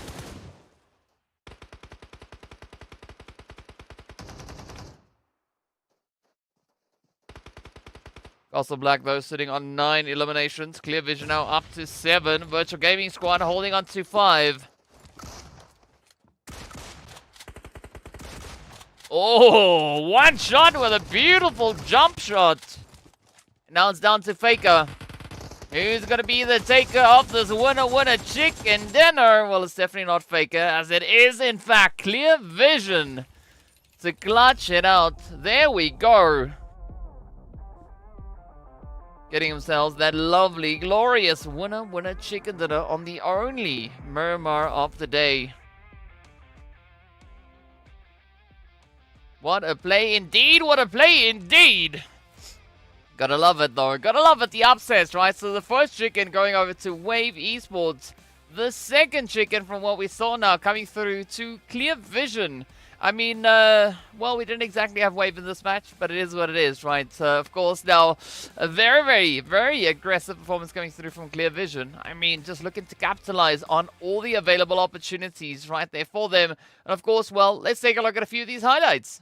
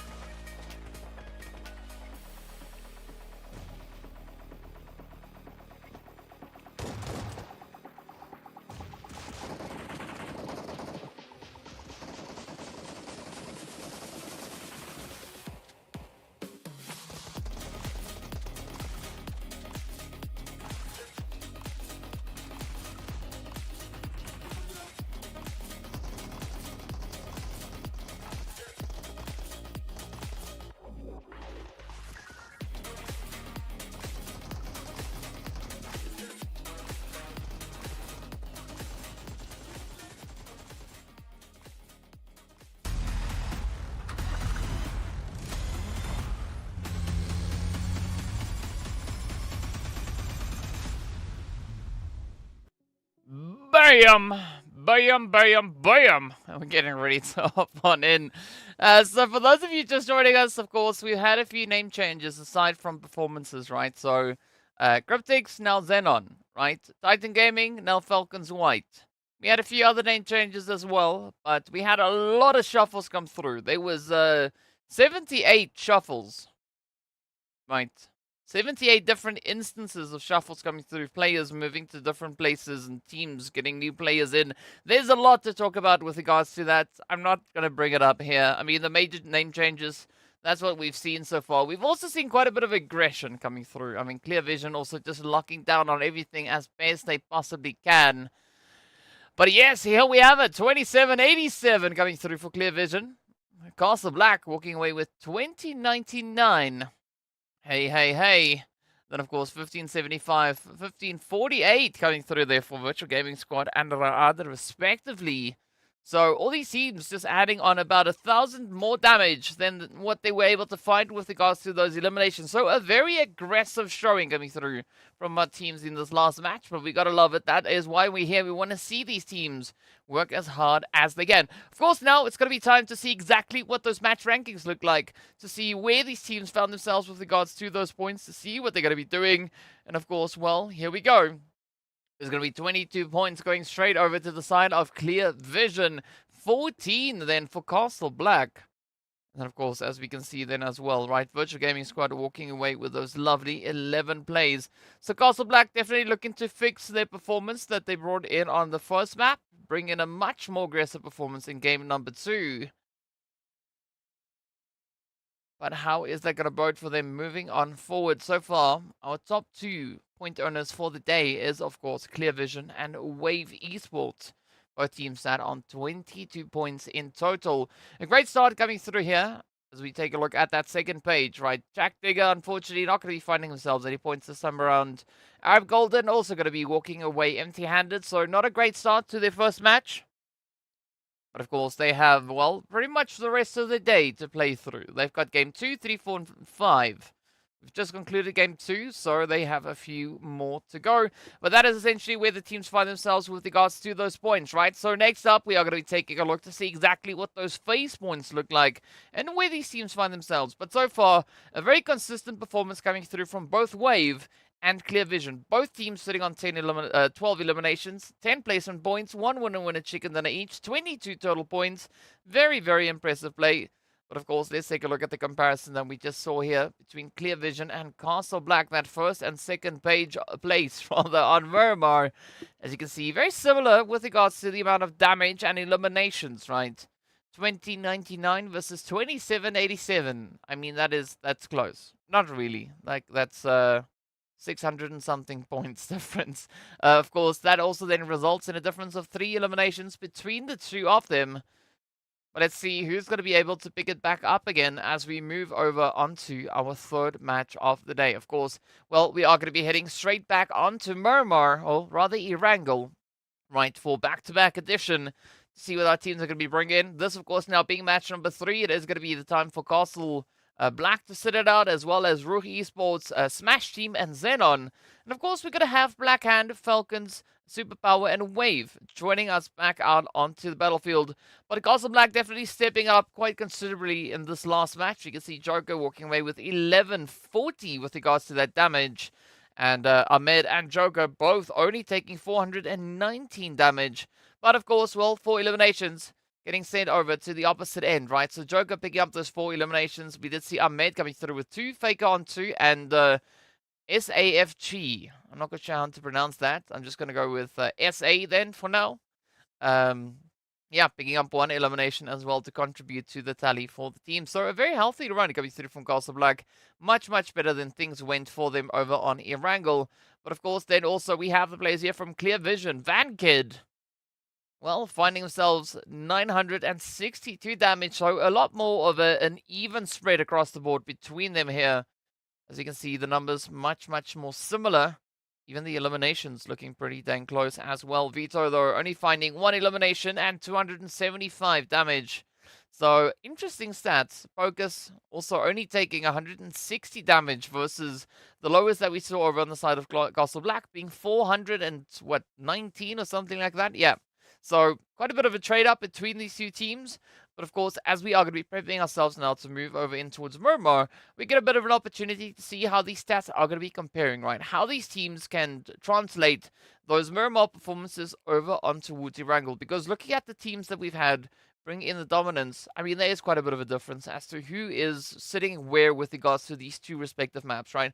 Both maps similar kind of in size, not exactly the same, but similar kind of in size, right? Both of them being relatively large maps. So I guess to see how the teams are going to be looking to translate those Miramar stats accordingly. Of course, our dominating teams when it comes to Miramar has been Blackhand and Falcons White, Virtual Gaming Squad, as well as XENON, and then Special Esports. Those are our top 5 performers over on the map of Miramar.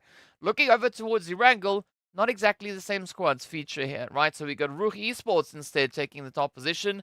We got Clear Vision, Greedy, Wave, as well as Virtual Gaming Squad. So Virtual Gaming maintaining a bit of consistency between the Miramar and the Erangel performances, at least for this season, right?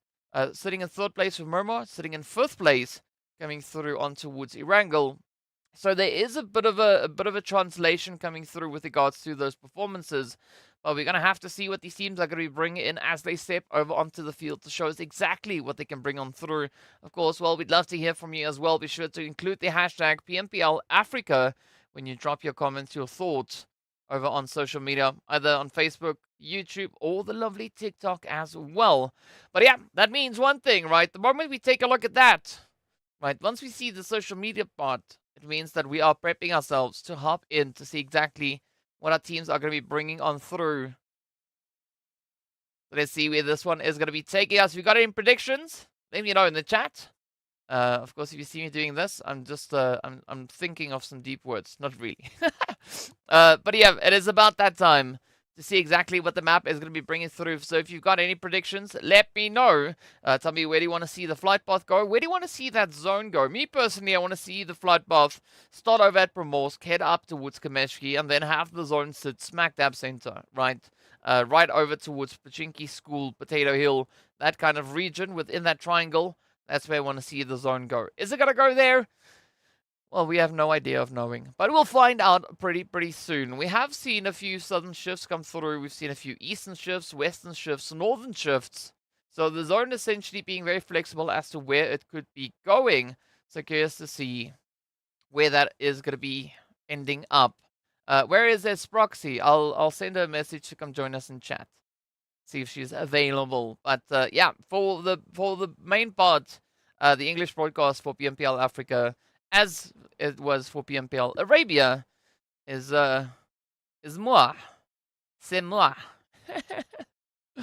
But yeah, here we go. In the meanwhile, match time. So let me see those predictions from when they come through in the chat, as we are going to be hopping on the plane to see exactly where these teams will have to go. Oh, alright. So the flight path is going to be starting up in Lipovka. So my prediction being completely wrong. Not getting that one anywhere close to accurate. I mean, the angle maybe, right? I said from Primorsk to Kameshki. Now it's going from Lipovka to Primorsk. So, yeah. I mean, the angle could maybe potentially kind of slide a B there.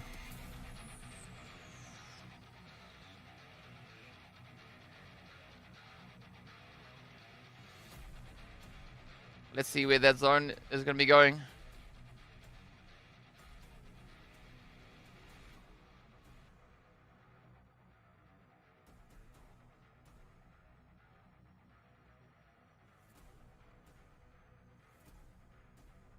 Oh, already a bit of action right out of the gate, as we can see there up into Lipovka.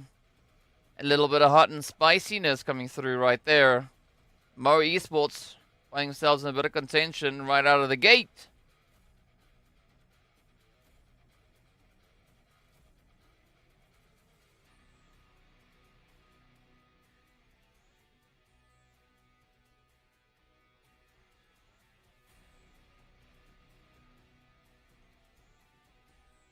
Alright, so the zone is going to be sitting quite comfortably over towards that western side. So not a major upset with regards to the teams. Of course, we still want to see what is going to be happening over in towards Lipovka, right? Mo and Vampires. Hey.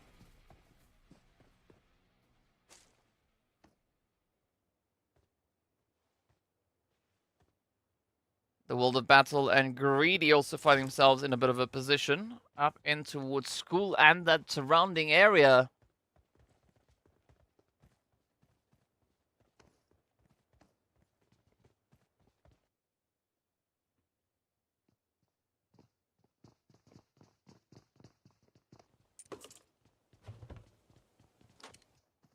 Alright, so Cindy gave the prediction of the zone going from Malta to Georgia Pool. Well, as we saw, unfortunately, that is not going to be the case here.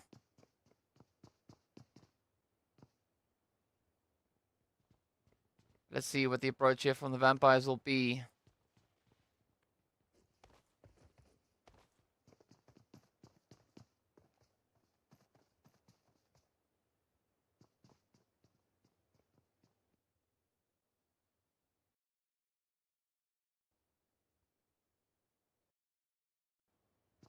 We are waiting patiently. Right, Vampires can definitely look to play a bit of upset here.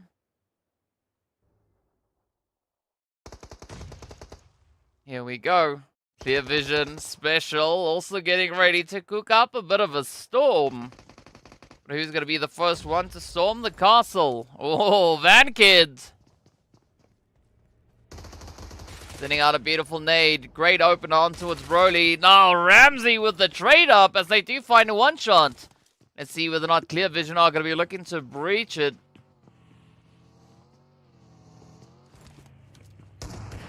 Focus gonna get tried and tested. But will they be deemed a worthy veto? Getting traded as well as YC locks it in with the S12K. Van Kid, Focus, holding on high. Ramsey, YC. Definitely in a position to play quite a bit of an angle. Ooh, come on.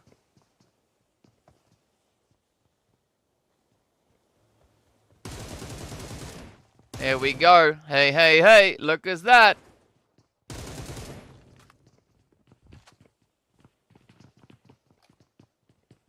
Now it's up to Focus here to defend the honor of clear vision.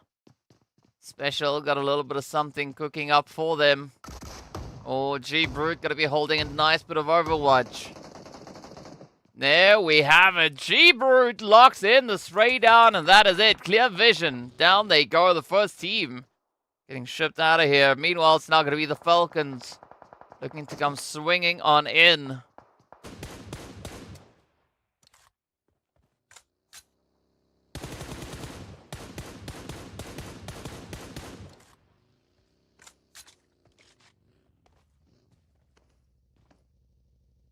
So far, so good, right?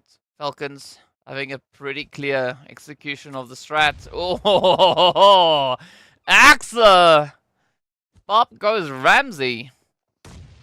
A very effortless play on that one. Let's see whether or not AXA can follow through, find the last little bit of an angle. They are going to be looking to clear both the top and the bottom floor.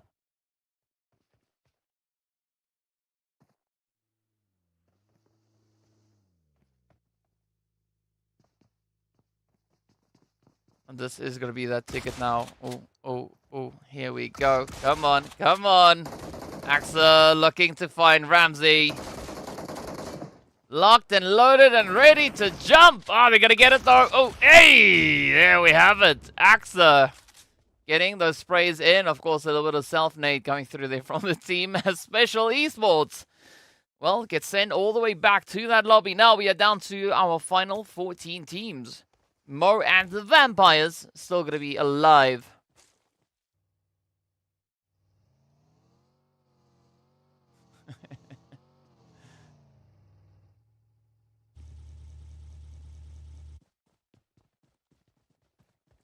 Oh, it's easy. It's easy. I mean, so this is day 4. So 4 plus. I've already done 22 days of this, and we still got quite a few more to go. Right. Oh. Still got 14 more days. So just another day at the office. Got the voice on recharge every night. Nothing like a little bit of a coffee and a bit of water, right? That makes the voice be smooth as butter.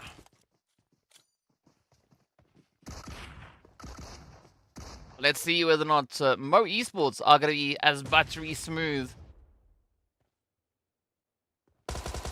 Oh, there we go. This could be the angle now for Mo Esports to try and leverage. Are they going to be able to find the Vampires? Are they going to drain the life out of them? Or are they just going to wipe the sunblock off, right? It could be either of those.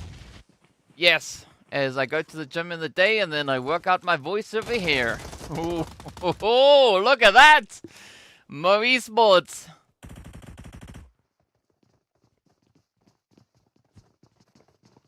Get it, Mo. Clutch. Hansi is down. Malik being an absolute nuisance here. You gotta watch out, Easy. You gotta watch out. Up comes the push. Oh, jump. No. Well... See, okay, so the Vampires, because they were indoors, right? Not out in the sun. That's why they were able to just power up and, you know, do what was required. But a well played coming through on their side. Yes, we are here and currently running on Facebook as well, right? So we're streaming right here on YouTube, on this channel, and then on Facebook as well. And that's all it is.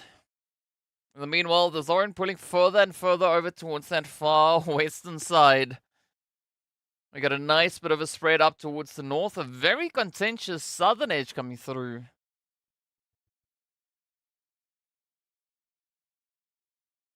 But Falcons, Blackhand, yet rotated up. Greedy and Virtual Gaming Squad also just going to be holding onto that edge. We got a nice bit of a bridge situation happening there as well, right? +18. And Jack Digger getting ready to dig into the action. Oh, Danzo. You got to watch out. Danzo.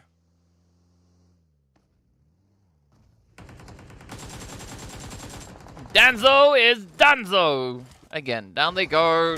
Oh, there we have it. Tom coming through with a beautiful hit. Quick and efficient spray down with that Mini 14.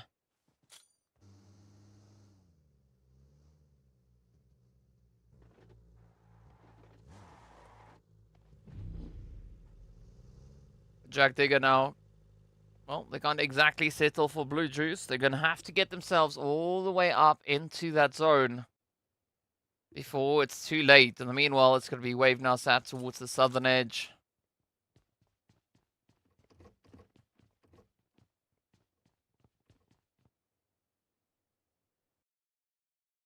Greedy and Hand.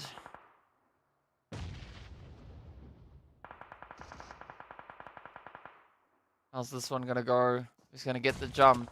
Desha cooking it up. Oh, Mozero is down. Hemo super low on health, but they too shall fall.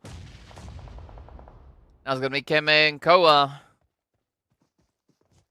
Bit of that KC action, right? Storm gonna be looking to close up the back, and down goes Desha. Now it's up to NASA.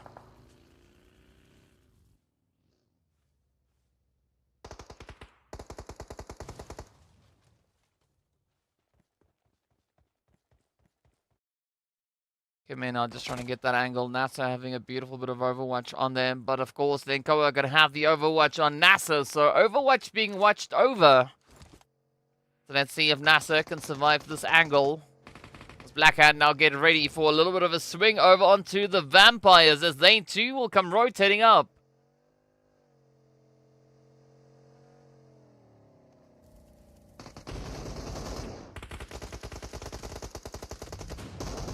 Oh, the rush is there. Come on, come on. Push, push, push. NASA, you got to clutch it though. You got to watch out for them flames. Oh, you got to watch out for the lead as well as Blackhand.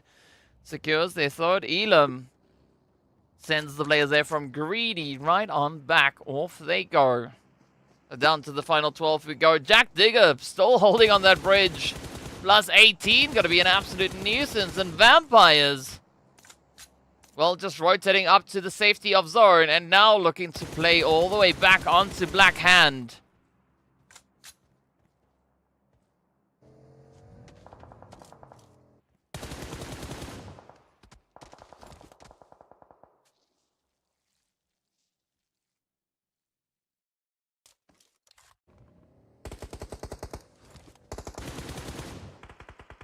But good work being done here by the Vampires, making it so dang difficult.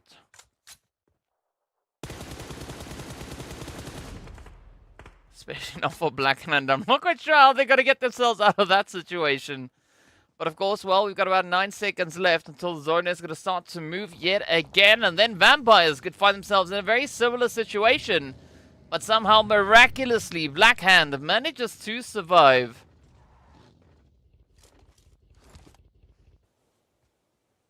They still have the full entire team up. Now they could maybe opt for a bit of a northern play. Maybe just push straight forward. As Vampires also look to disengage. Realizing that the zone has now swung all the way over to that western side of Gantka. Jack Digger also making a safe rotation from that southern edge. Managing to evade the side of +18. Meanwhile, it's going to be Wave. Looking to kick up a bit of a storm as they do find the players from the World of Battle. Morteza with a bit of a frantic scan across the region. Down goes RUKH. As the World of Battle wave goodbye.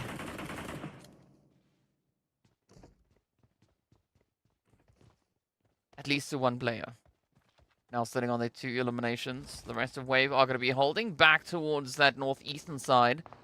Superpower and Raad getting ready for a bit of an exchange. Meanwhile, it's going to be the Falcons focusing in on 77k.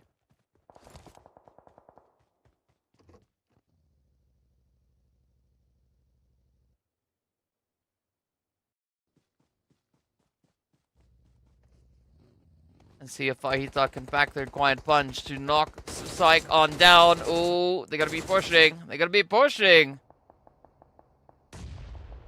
But that seems to be a rather safe rotation. A good disengage coming through there from Falcons. Now they get the opportunity to reposition, reallocate those angles. Oh, but now it's gonna be Raad. Focusing in. Oh, Berlin getting blown up.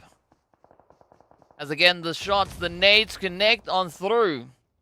Alphology right on the front line. White Boy way off in the distance. Same can be said there for Unab as well. But here comes the play now. Let's see whether or not Alphology is going to be backing off or looking to double down on the aggression. Zone taking a slight shift down towards that southern side. Now blessing 77k with a beautiful center zone angle.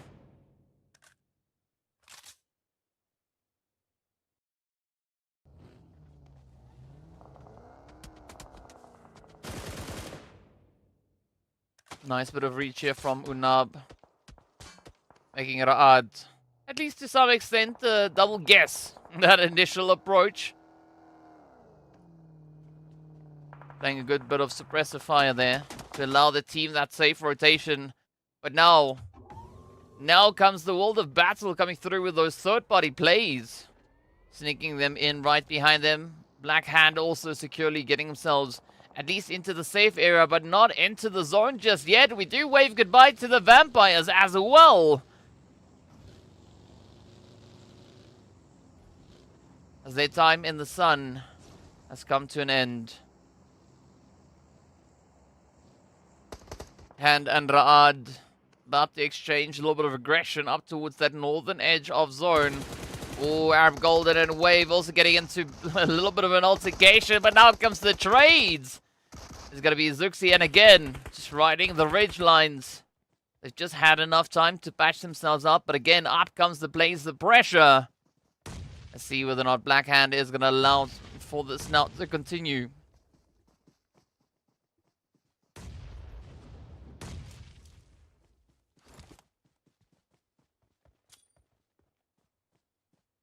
No, Fanon, I think Koa's only playing for one team, right?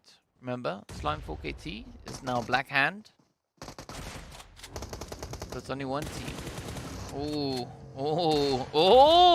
hey, there we have it. Cheeky play. Down goes Koa though, as Fever blows up the vehicle in their face, and that is Black Hand. Getting swept under the rug. Out they go with 6 eliminations. Raad managing to hold up a very good defensive angle here. I mean, they've been tested time and time again, and it's not over just yet. As Fever now still has to face off against the side of Superpower, and there they go. Sealing their fate. The end of Raad. Out they are with 4 eliminations.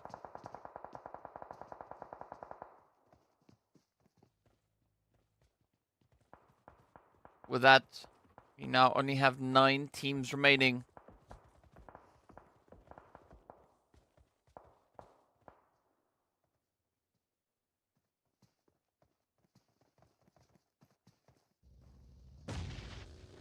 It's a good basing coming through from Superpower. Oh, Jack Digger though. Yeah. Also playing a very cautious angle around the edge of zone. Wave Esports going to be looking to up the ante as they do find the confirmation. It is from Mardown. Now it's up to Perks and Camper.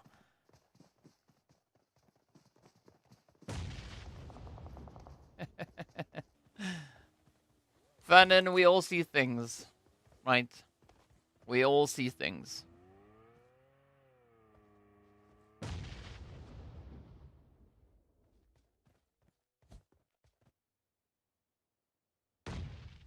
It's the same as me saying that, you know, RUKH Esports, they are going to be clutching it up here. Getting that winner chicken dinner right here in match number 3. In the meanwhile, let's see whether or not a Wave are going to be looking to potentially pick up a bit of a back-to-back chicken. I mean, Clear Vision, they're not here anymore, right? So that opens up the opportunity for Wave to bring in an even more dominating performance. But now it's going to be Petrox getting traded on down. Ooh, Jack Digger looking to make a bit of a play.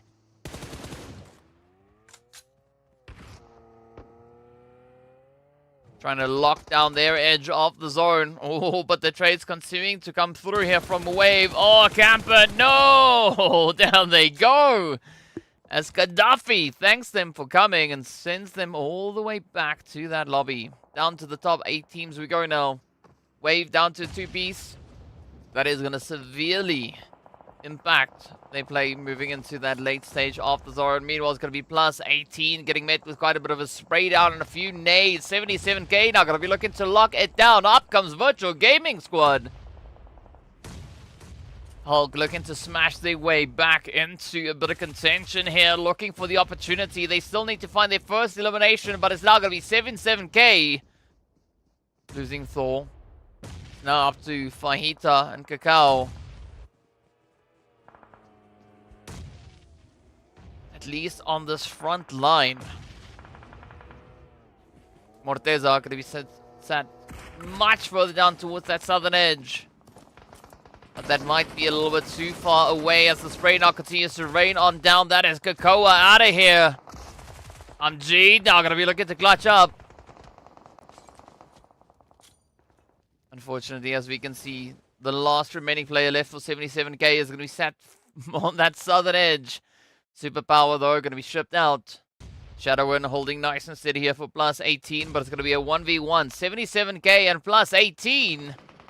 Could be making their final play. Now it's going to be Falcons receiving a little bit of that love here from Shadowin.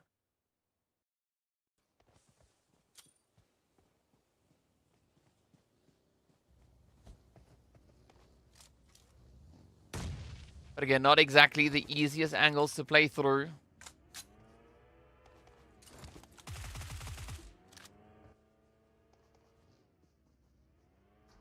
Shadowin so far succeeding in staying hidden. That allows them the opportunity to get properly patched up. And now comes the spray. The plays down onto 77k. Teak now. Ooh. Getting ready for business. Morteza has now, or Shadowin rather, has had enough time. Well, we can say the same here about Morteza. As Axa just needs to push over the ridge. And that could be it. Oh, yeah. 77k staring that lobby in the face. As they get sent away with only one elimination up. Wave, though. Going to be locking in on towards the edge of zone. But again, Zizal is the last remaining hopeful here. It is going to be the World of Battle and Arab Golden. Trying to fight for possession of the north. Neither team having a angle secured within the zone. Virtual Gaming Squad and Falcons, however, find themselves in a bit of a different situation. But it's going to be Puncher King now to get found by Amjid.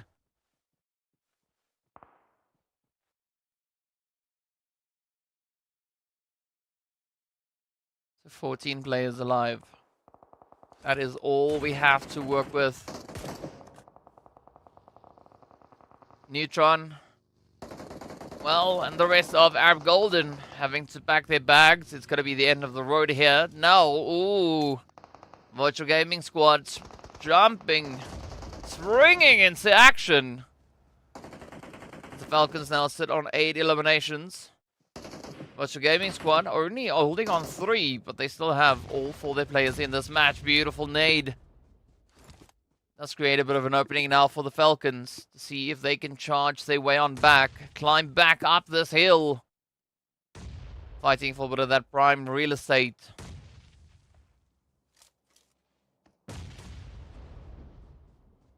Alright, so the bombardment coming through here from Falcons. Ooh, definitely got to be a way to get that breach secured. But a good trade, though, from Amjid. Oh, the send is there. The DBS is out. Amjid, though, with a quick response. Scar L doing its magic here. Now it is going to be Psy going through the M4. And that is the Virtual Gaming Squad out. I just realized I said magic. I'm not quite sure what magic is, but I guess it's almost like magic. Just a slight bit different. In the meanwhile, it's going to be the World of Battle now looking to assert their dominance. They got 3 players up. Falcons, well, they still technically have 4 players in this match. But they are going to be looking to get themselves properly patched up. As you do have that lovely care package just dropping down behind them. Zizal has been able to go unnoticed. But let's see for how much longer that is going to be the case here. As we do have Arthur exploring the region. Ooh. Gotta watch out though. The jump could be right there. Falcons could still look to play the upset. They are sitting with 12 eliminations up. They have a good position. Good reach cover. They got the numbers. All they gotta do now is just find a way to build back up.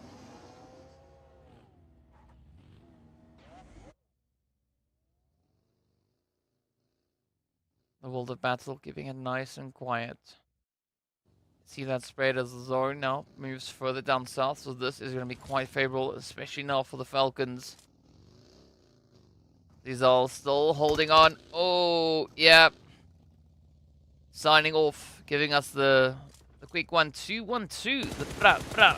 Oh, come on. Now it's essentially the Falcons and the world of battle having to dig it out, but the sprays are there. Falcons trying a good sense of where exactly to push towards. You see the world of battle now trying to lock down their triangle of defense.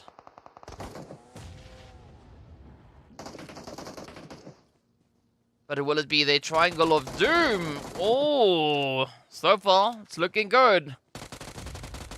Hey, 2 down, 2 more to go. This could be the world of battle. Now looking to clutch up. Already sitting with 8 eliminations to their name. Oh, they could rise all the way to 11 if they find all the Falcons. So that could be a very comfortable chicken to come through.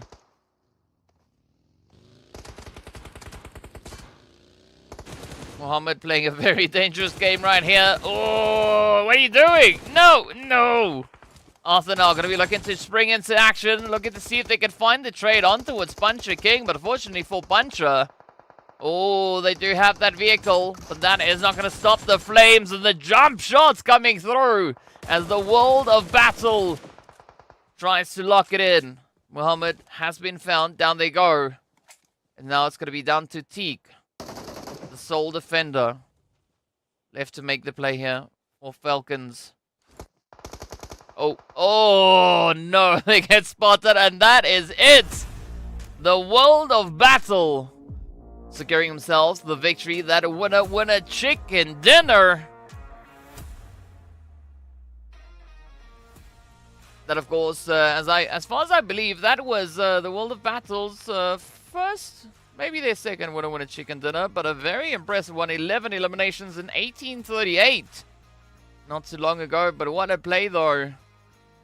Falcons getting robbed of that winner chicken dinner. Gotta love it. But Falcons, they did quite a bit of hard work, right? They did quite a bit of hard work trying to lock in as many eliminations as they possibly could. But of course, well, it seems like the World of Battle had other plans, right? Yeah, very, very exciting stuff though coming through here for them.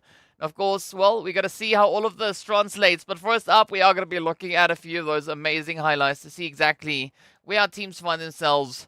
In the meanwhile, let's take a look at those highlights.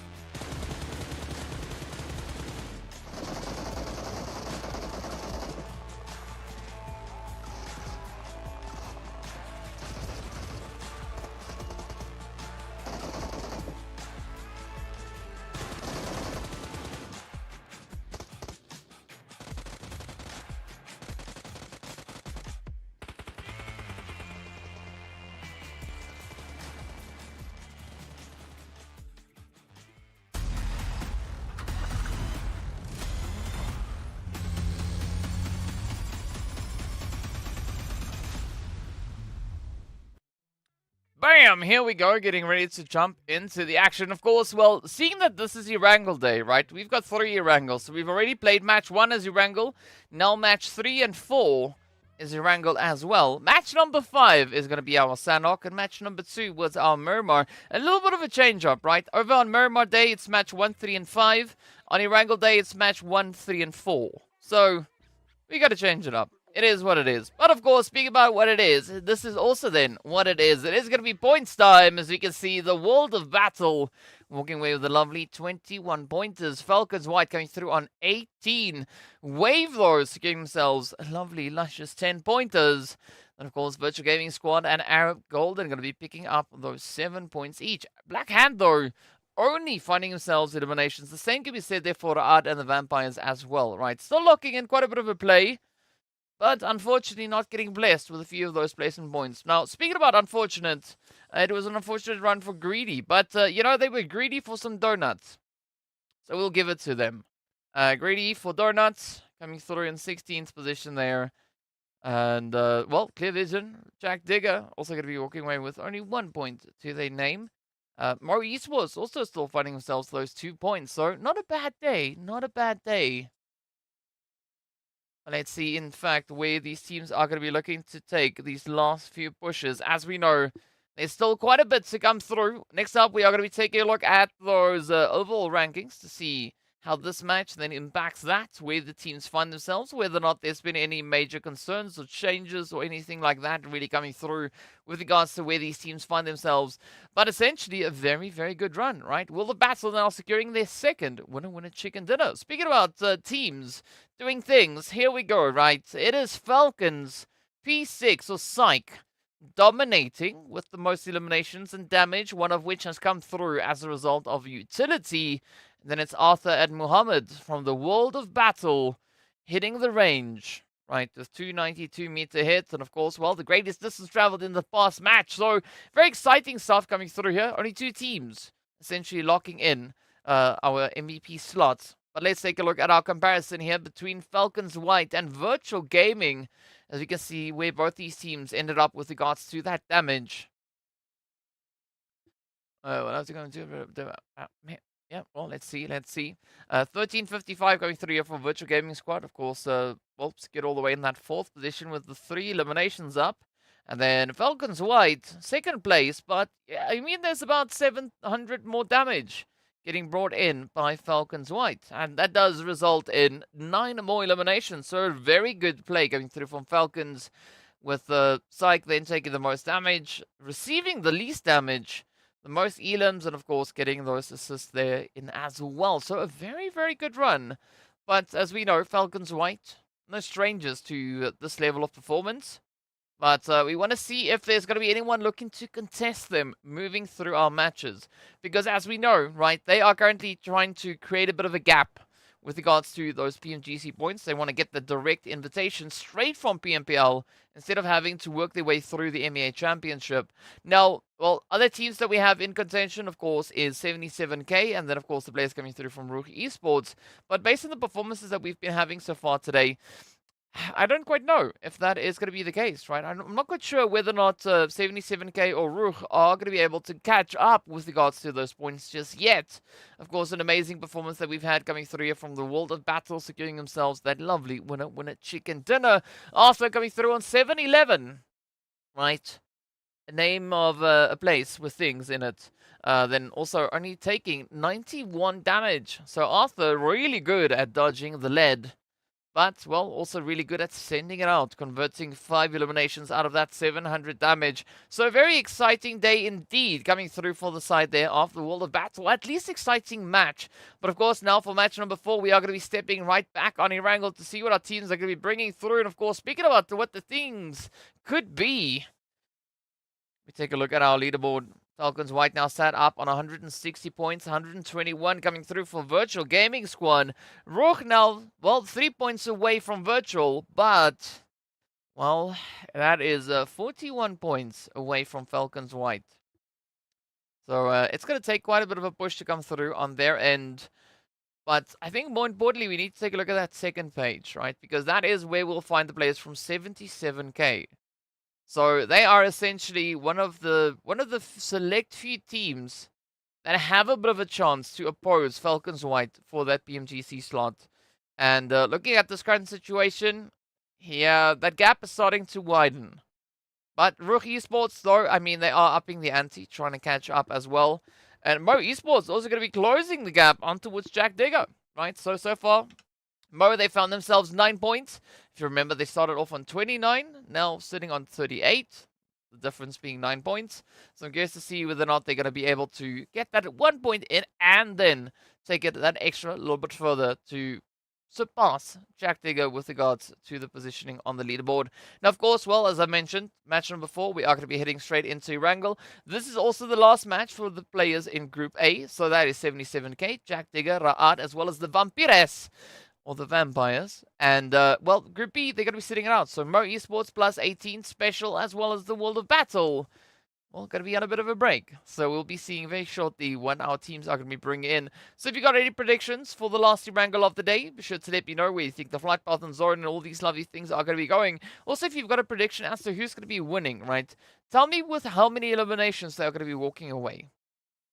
Right, so tell me the winning team, how many eliminations. You don't have to necessarily tell me the team, but I want to know the eliminations.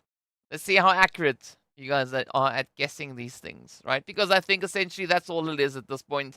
We're just going to be guessing as we wait to see exactly what that zone is going to be bringing on through. Now, based on Erangel performances that we've had, including this last match, RUKH Esports still going to be holding on to the lead, sitting on 87 points. Clear Vision, though, still with 2 winner chicken dinners up, are going to be sat in second place. But Falcons White, they've now risen into third place, right? Not yet had the luxury of a winner chicken dinner, but let's see if they are going to be getting it this time around. Moyes saying that this time, Hand want to see some competition. Yeah, so the team sitting this one out is going to be Mo Esports, plus 18, special, and the World of Battle, as I've mentioned. Blind saying that it's going to be Clear Vision with 11 illuminations. Alright, well, we'll take it, we'll take it, we'll take it. Meanwhile, the flight path is going to be starting down from close to Quarry, heading all the way up into Stolba. So, a relatively centered flight path, not exactly smack dab center. It is, however, leaning a little bit more to that northwestern end. Let's see where that zone is going to be popping. RUKH with 30 eliminations. Wow. They're telling me they're going to be dropping a 40 bomb. Something I've only seen happen once in competition. Well, I mean, I'm here for it. Let's see how this one is going to go. Oh! Oh! Look at that zone. I mean, yeah. Yeah.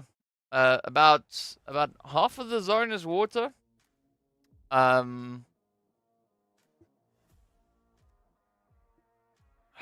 don't quite know what to make of this. But sure. Sure. We'll take it. We'll take it. We'll take it.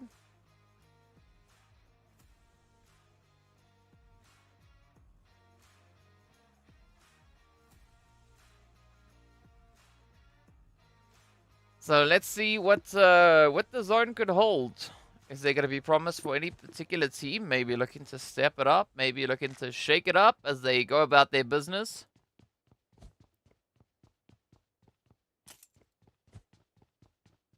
So we've seen a few interesting plays come through, right? So Castle Black being the team in the previous match that where did they end up, actually? Oh, they weren't playing this last match. Yeah, never mind me, never mind me. Alright, in the meanwhile, let's take a look here at the Vampires, as they also rotate up alongside Castle Black. Clear have a chance. They make quick rotations. Right, that is what Blind says.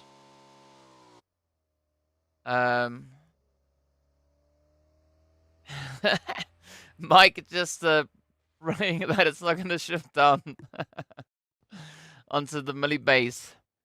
I mean, it could still, and could very well still shift down to that southern side. And yes, Moise, before you retracted the message, this is not a Malta zone. I mean, if the zone shifted to Malta, I would be very, very surprised. Because firstly, where is that? It's definitely not here. What we do see, though, is the Falcons and Greedy getting right down to business.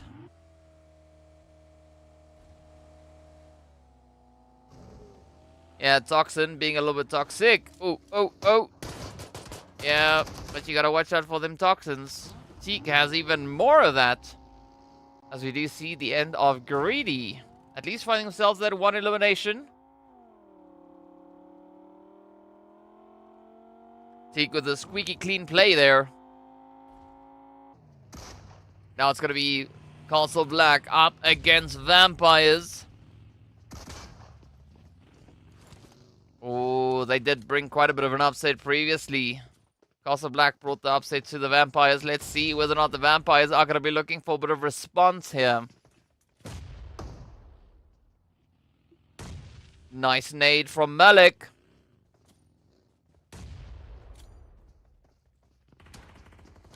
This could be that opportunity now for the Vampires to play the upset. Are they going to find it though? Ooh, come on. Ninja Boy is down, so that is not going to make it too easy just yet. Of course, who wants to see easy? We want to see a challenge.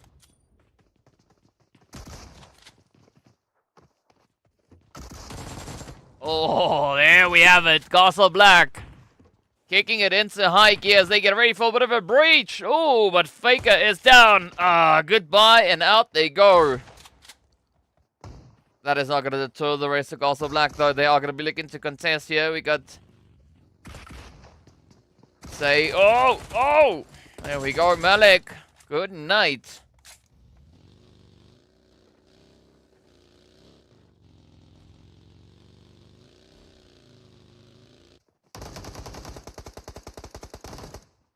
Ooh. Very efficient spray down here from the side of Castle Black. As they do sit with their first 4 eliminations. That did cost them a player, though. So, now, well, Faker is out of here. Joker needs to get themselves properly patched up. But a good start coming through for the side here of Castle Black. I mean, essentially now they have a majority of this region to themselves. The nearest team to them is going to be Black Hand, positioned all the way up into Yasnaya. Meanwhile, it's going to be Clear Vision now rotating up into Malta, or as Moise would say, Malta. But, of course, it is currently occupied here by the side of Falcons White. So let's see where Van Kid is going to be looking to get themselves situated. Are they going to play for the far edge? Ooh, it does seem like they are going to be pulling up onto the hills.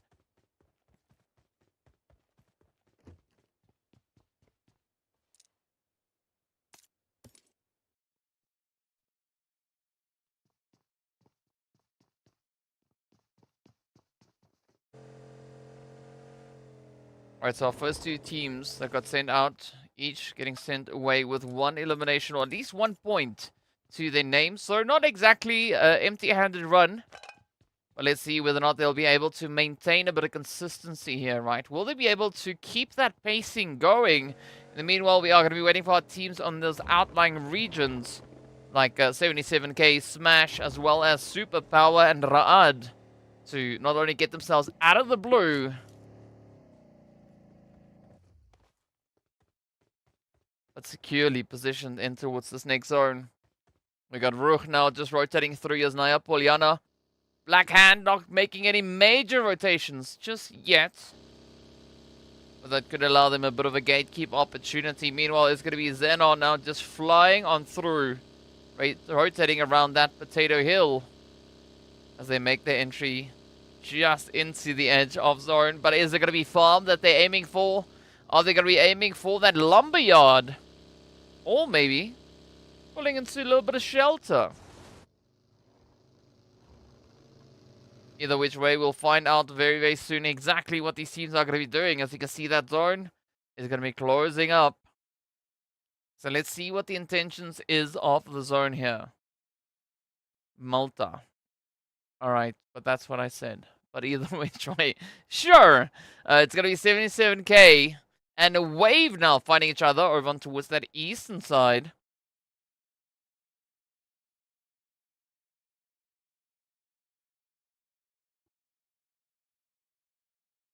So Clear Vision now opting for a bit of a 2-2 approach, trying to secure themselves down in towards Multa. Jack Digger now just going to be encroaching that bridge. Does seem like they could have a somewhat safe rotation to get themselves back up onto the north. But Superpower still having quite a bit of a way to go. The same can be said here for RUKH, but they are going to be met with a bit of aggression up ahead, potentially coming through from Black Hand. So, in case you are lost as to where we are for the matches of the day, right? Just let your eyes drift down to the bottom left side. Right, once it says match 5, then that is the end. Match 4 means it's only the end for Group A, right? So 77k, Jack Digger, RUKH, and Vampires. This is their last match.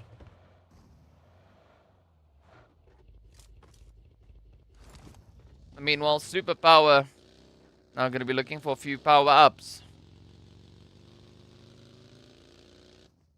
as they head down towards that Sosnovka Island, looking to also wrap around that southern edge, following in a very similar trajectory to that of Jack Digger. But in the meanwhile, the players here from Virtual Gaming, they're not going to be opting for any fancy long rotations. Instead, they are going to be just pushing straight up, flying over the hills and into the boulders.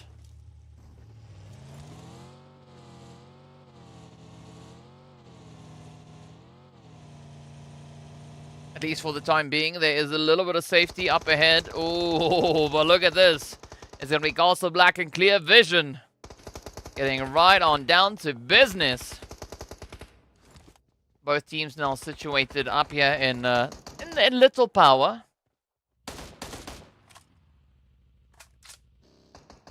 Still technically to some extent part of Multi Power.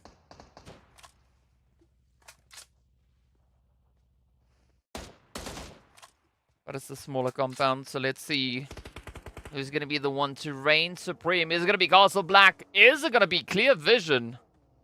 Either of these two teams have a very good chance.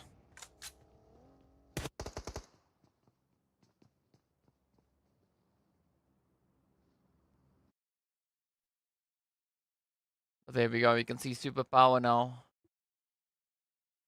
All fully charged up by a bit of that blue juice. 77k, going to be knocking on the door there of XENON. As you can see, XENON, well, they've got those compounds leading up to the mountain. So, yeah, maybe this could be the bit of an angle here to be played from 77k as the zone. Oh, now graciously blesses the side of the Falcons. Golden just holding towards the north. It is going to be instead a bit of a play now coming through towards that northern side. Smash and Virtual Gaming Squad finding each other right there.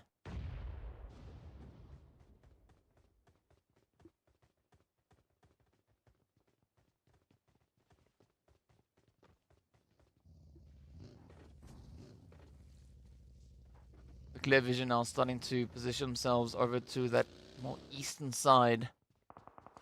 Essentially allowing Castle Black full possession of the compound. Oh, good sprays, good work. Castle Black now trying to pick it up. Oh, oh.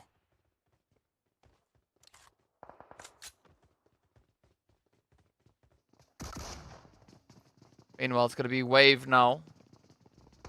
Looking to step it up as well.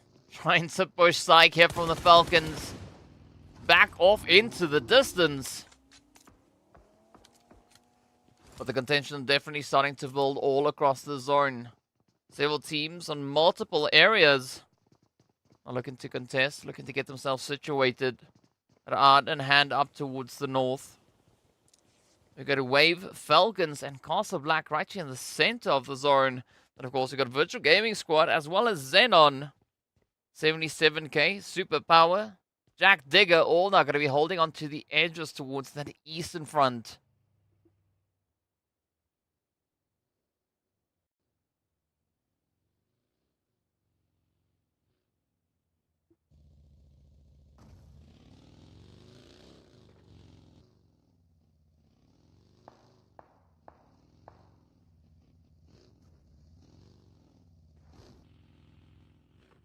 So XENON trying to secure themselves a bit of an angle.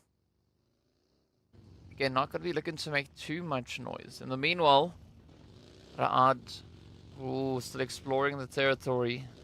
Looking to see if they can find an adequate position to get themselves located in. Meanwhile, KMA coming through with a little bit of a surprise spray.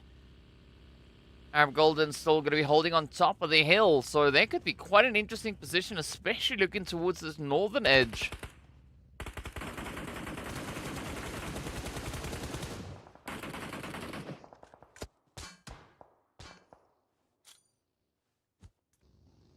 Reno pretty accurate with that red dot. Quite a bit of range. No, in fact, that was holographic. Never mind me. Let's see where this one is gonna go. Oh, oh! Can you say carnage? Can you say carnage? Right, that is exactly what is gonna be the name of the game. As we are left essentially with still 13 teams having to cram themselves down into that little tiny bit of zone. So clear vision with a beautiful setup down towards that southern edge. Let's see who's going to be the ones to look to step it up next.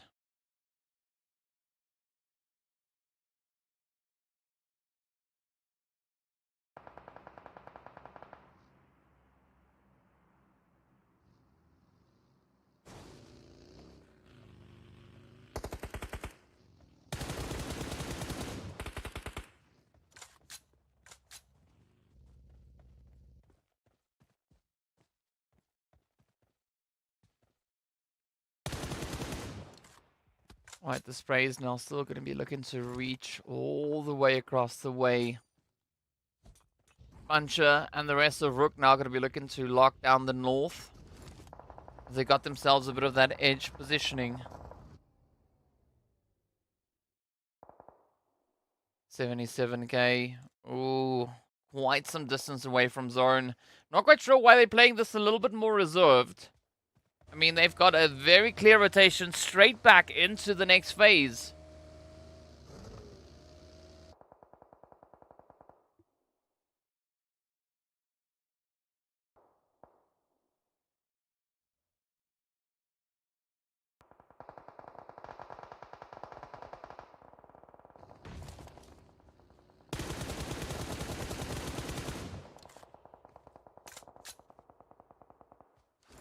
It's a black hand. Also slowly trying to find a bit of momentum. A Stormman came in, now comes rotating back. Trying to fortify the defenses here. 77k on the one side. Virtual Gaming Squad coming through on the other end. Oh, come on, come on. Storm trying relentlessly to find the trades. But still, we got Fares holding on the edge there. The rest of Virtual Gaming Squad now going to be dipping down into the zone. 77k, also with a semi-reluctant rotation. We're going to say goodbye to Thor. You can see Virtual Gaming Squad not looking all too great. But up comes the play now from Koa, trying to see if they can get the finishing plays. So Virtual Gaming Squad, they have lost Fares.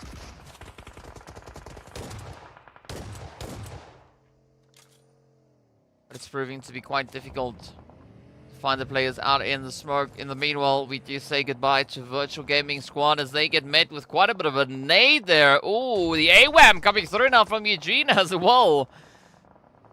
But RUKH, Arab Golden at hand now, caught on the edge of Zord. All three teams having to push on forward. They're going to be focusing in on each other with 77k holding in the wing. We do say goodbye to RUKH.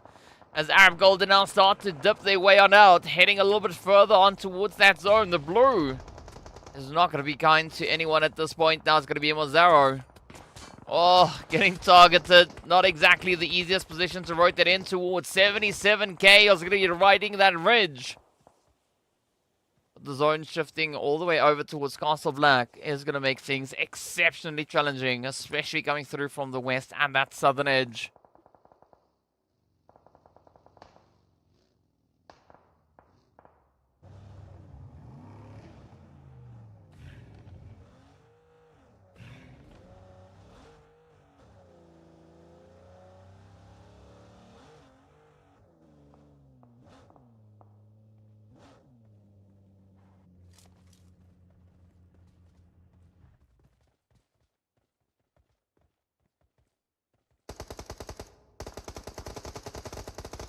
Right now, the push is alive. Let's see who's going to be the one to clutch it up now.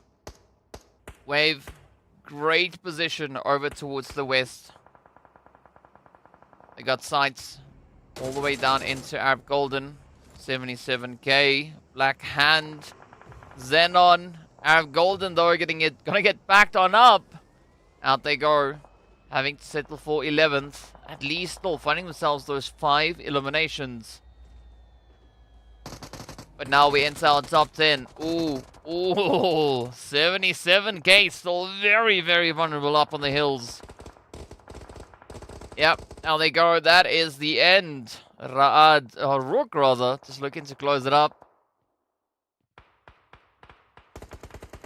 Eugene coming through with the AWAM here. Could be quite the nuisance. Could find quite a bit of a devastating hit. The first shot has found its way on through onto Keme. But up comes Lazy Boy. And that is Hand out with 5. Getting a handful of eliminations. Clear Vision going to be looking to just capitalize on the ridge lines they have available down on that far southern edge. Meanwhile, bit of a response coming through there from Superpower. Lazy Boy now also going to be taking that plunge, rushing forward into the zone. Of course, they are being met by the Falcons. Let's see if they will be able to survive, though. We'll keep an eye on that feed. Well, there we go. Lazy Boy super low, and down they go. Yep, nice try indeed coming through then for the side of XENON. 8th place, 2 elims. Just finding themselves in placement point territory.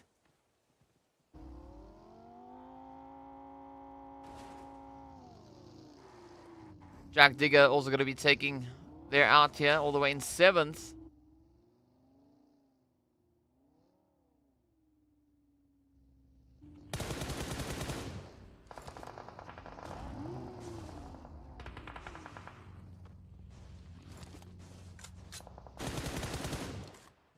That zone is going to be closing up yet again. Right, Clear Vision, feeling very confident. I mean, they've been having a pretty decent run so far for the day. Let's see how far that confidence is going to be taking them this time around.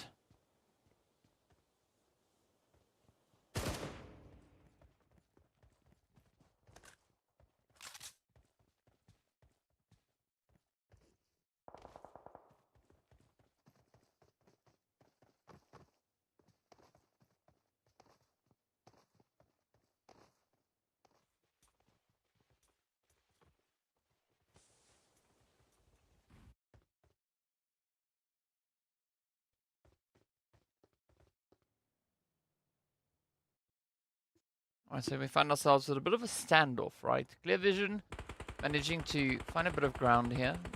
Again, just utilizing these ridges. That extra bit of coverage as they get themselves situated closer and closer. Ooh.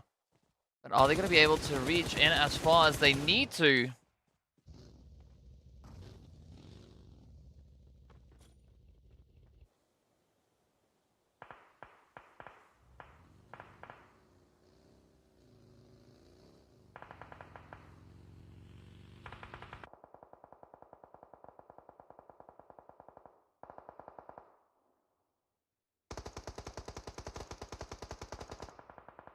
Right, so now comes the trades, the plays onto Falcon White. Zeke, Puncher King, having to really play a cautious game here. As you can see, Clear Vision and Wave looking super eager to jump in. Now it's going to be Rex. Figuring the nade into the side. Zeke trying to ride it out. Oh, but Clear Vision locks it down. And that is going to be Falcons White. Having to settle for only 8 eliminations. I mean, I say only, but still. 8 eliminations. That's quite a bit of a play.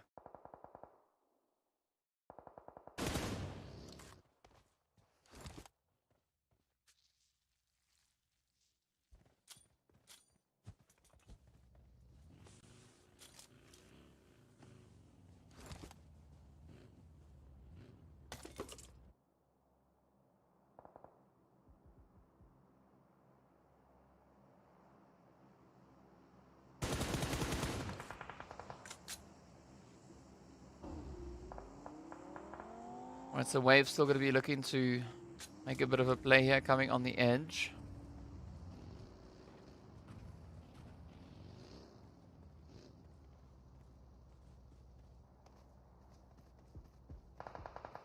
Still have a full force to be reckoned with. I mean, the same thing can be said here for Clear Vision. Both these teams already having a bit of a go here today, right? Both teams having tasted that winner chicken dinner.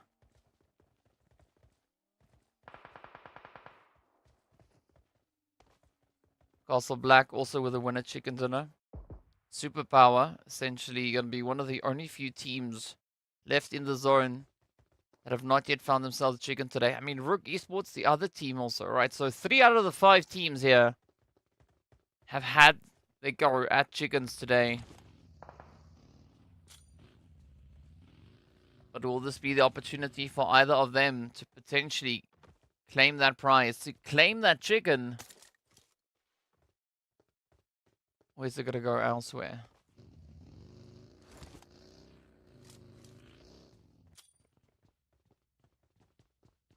And meanwhile, let's see, as we do find ourselves with Castle Black situated smack dab center zone. Again, not the most aggressive push. Going to be coming through from the opposing teams.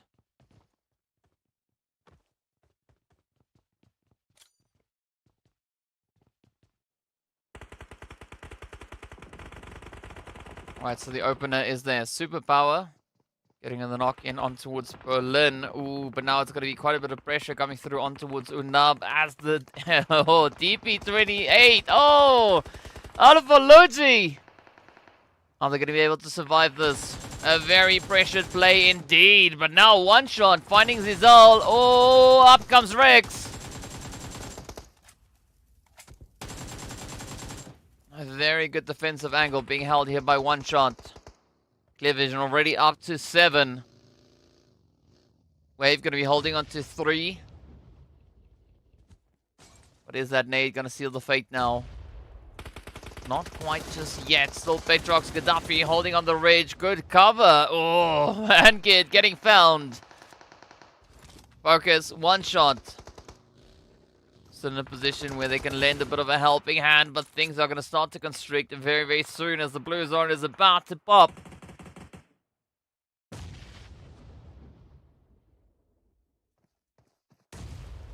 Beautiful nade there from Petrox. Quite a bit of reach though, quite the range. Petrox now hitting 600 damage. But who's going to be the team to step it up here? Who's going to be the one to reign supreme and clutch that winner chicken dinner?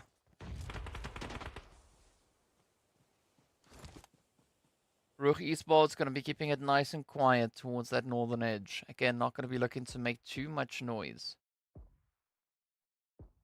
Right, from what we can see, they also have 5 eliminations, 3 players up. Wave down to 2. Sitting with 4 eliminations.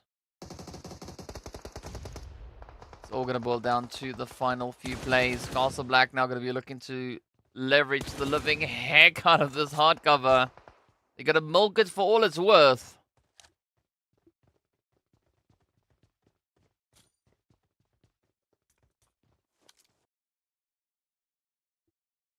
Alphology also just holding off on that far, far edge. But this could be the play now for either of these teams to try and clutch up. Right, Wave still with a 2-piece coming through on the edge.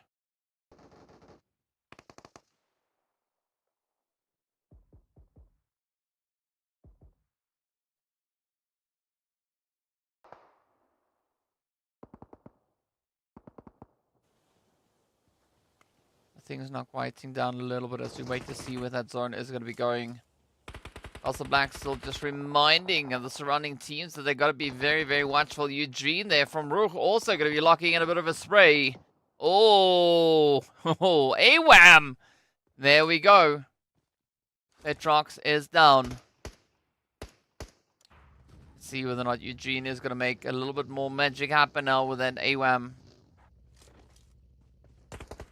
One shot with the MG3 and the M4. Beautiful combo. Very, very devastating. But that could be exactly the kind of firepower you need moving into this next zone. As well, this is the last shift, right? The last play, the last time the blue zone is going to close. We've got about 2 minutes and a bit of change left. Oh, the team's going to wait till the very, very end. Well, Gaddafi will not have that choice. As the blue zone gets the better of them, that is Wave out now in 5th place. Superpower going to be falling in 4th, at least walking away with a few placement points. But Castle Black now going to be looking to play King of the Castle here. RUKH, down they go. Clear vision. Blowing them to pieces. 11 eliminations already on board now for Clear Vision. Castle Black sitting on 7. But there's going to be a 3v3 showdown to see who will be awarded that winner chicken dinner. Castle Black, well, they don't have the luxury of holding onto the hardcover. They have to push out. Otherwise, they are going to fall to the blue. And that, by default, will give the chicken over to Clear Vision. But now comes the play. Oh, the nades are in. Castle Black in quite a bit of trouble. But Vito getting found as well. Ahmed now hopping onto the wall, trying to find that play. Gets the angles onto Focus. Now it's down to one shot. The hits are in. Oh, one shot, very low on health. It's one shot versus Joker to see who's going to be the one to claim that winner chicken dinner. Oh, the push is there. Joker now going up high. Oh, they get the spray, and that is Castle Black securing their 2nd chicken of the day. No, that's their 1st chicken of the day. Well done, though. Castle Black with the chicken dinner locked on in. There we go. There we have it. See, they came exceptionally close in match number 2. Right. Finding themselves in exactly, well, kind of exactly the same position as this. Of course, going up against the players there from Clear Vision. Well, in that one, Clear Vision was the team to get themselves the winner chicken dinner. This time around, Castle Black stepping up, claiming the prize. So you really got to enjoy what these teams are bringing to the battlefield. I mean, just with so many surprises all over the place. But a very exciting bit of action. A very challenging zone for the teams to try and compete with, right? Trying to see if they can survive and make it to that very, very end. So well done. Well played to Castle Black coming through with a very gracious 10 eliminations to their name. Clear Vision again, packing quite a bit of a punch, coming through with those 12 eliminations. So things definitely getting quite exciting here. The team's not going to be backing out of any potential opportunities. But let's take a look at a few of these amazing highlights.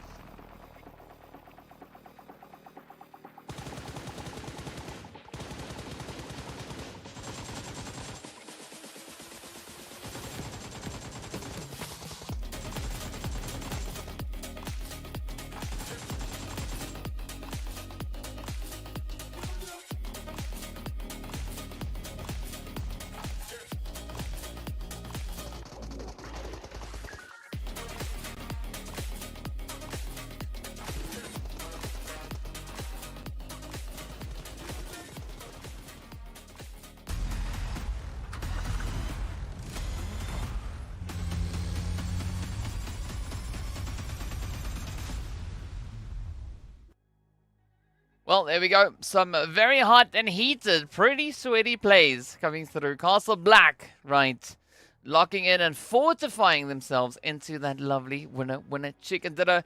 But of course, it's about that time almost now for us to also then head on through and take a bit of a look and see exactly what the point distribution situation is, right?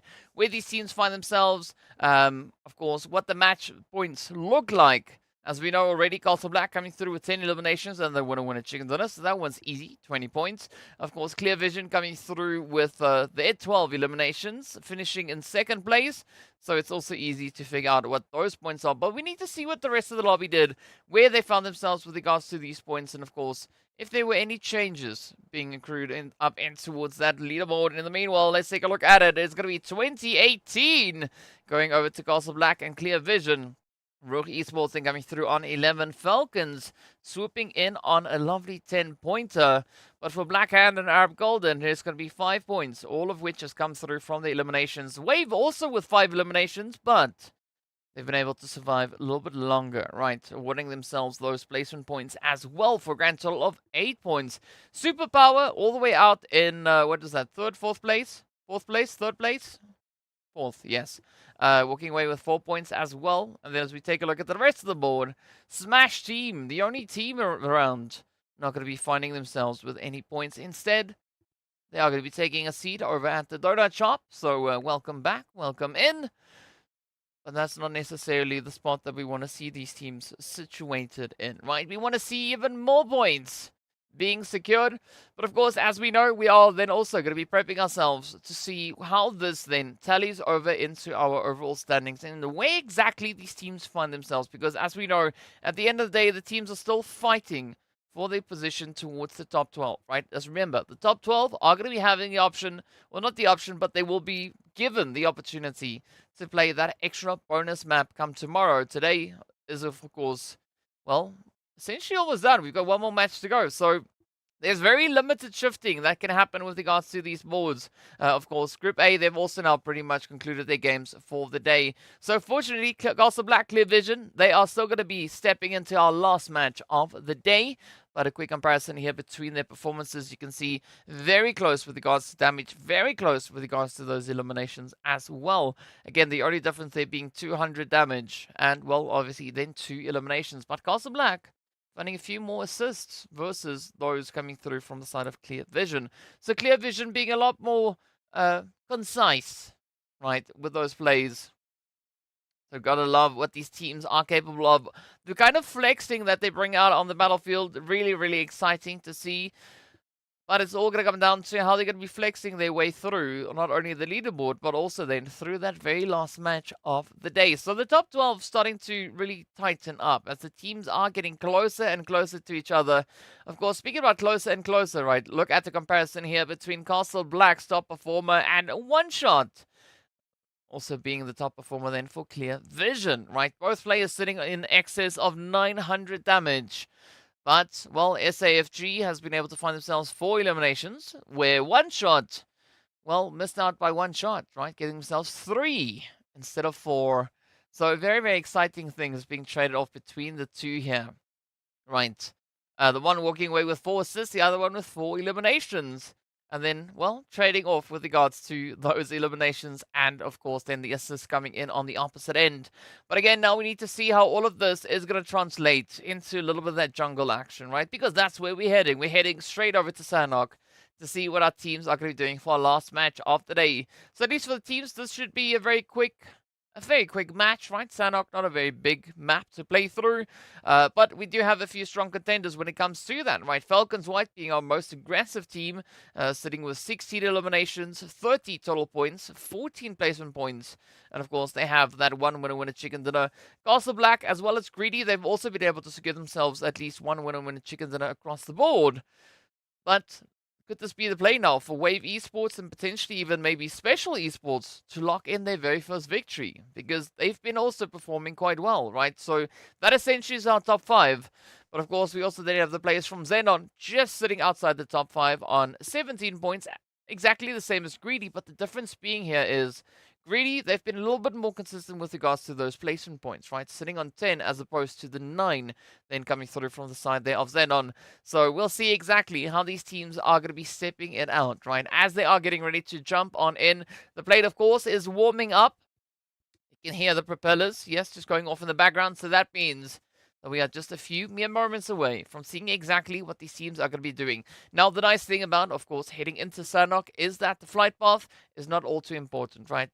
However, what matters more is going to be where that first initial zone is going to be popping in. So let's hop right on through as we take a look at the flight path, starting at Sami, heading up to Cal.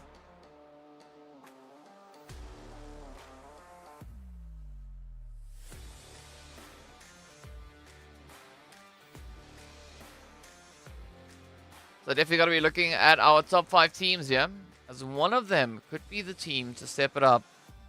So we are welcoming Mo Esports +18, the players there from Special Esports, as well as the World of Battle back out onto the battlefield.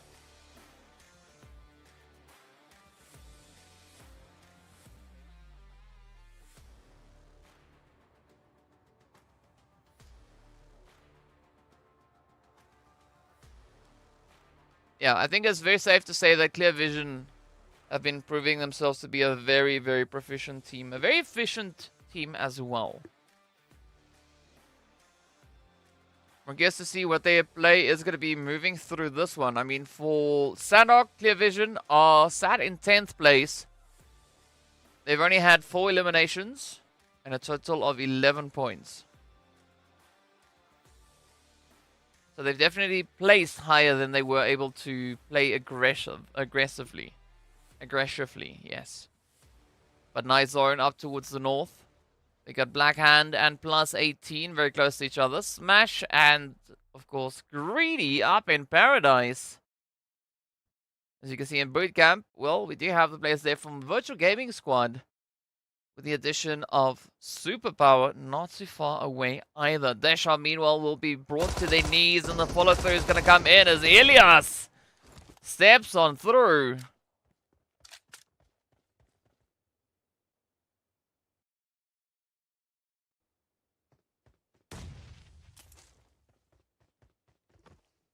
Let's see what the response here from Greedy will be. Are they going to look to full send it? Are they going to look to disengage? Because if they do decide to disengage, where would they go?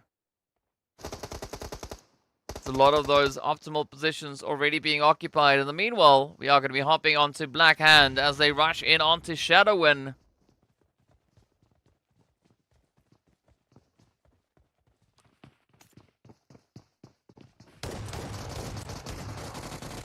Oh, Koa leading that shot all the way from the door. Starting to spray the moment they gain entry into this building.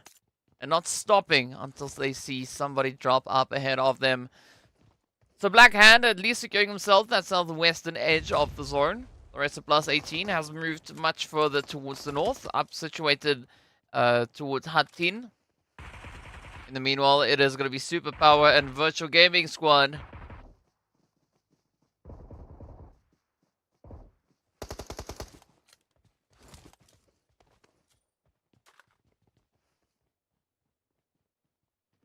The Superpower already losing their first. Now it's going to be Virtual Gaming Squad looking to see if they can follow through and make that even more. Oh, great timing there from Unab. Oh, but unfortunately, getting rushed does not pay off. RUKH Esports also now just going to come rotating by. Are they going to stop over for a little bit of contribution? Yes, indeed. That is exactly what the doctor ordered. As you do say goodbye to White Boy. And that is now down to Berlin. The last player left for the side of Superpower. But Eugene also getting met with a beautiful nade. Virtual Gaming Squad are not going to back out of this one just yet. Instead, it is going to be Smash looking to capitalize on with that third-party play.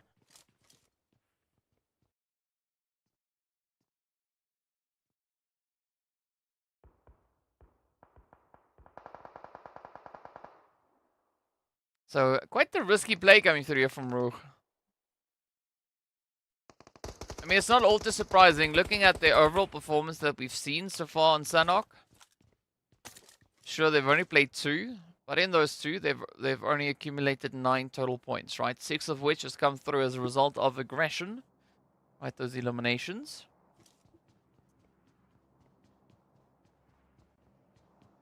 So let's see whether or not they are going to be looking to put up a bit of a fight.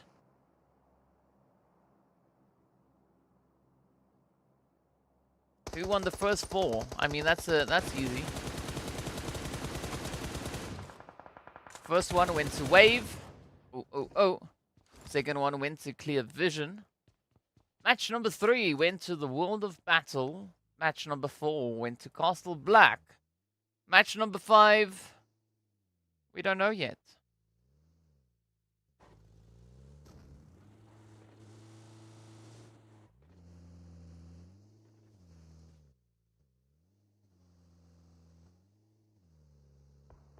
Alright, let's see now. It's gonna be RUKH Esports being put to the test. Oh, Rami with a good spray. Good connection being made there onto Amjid.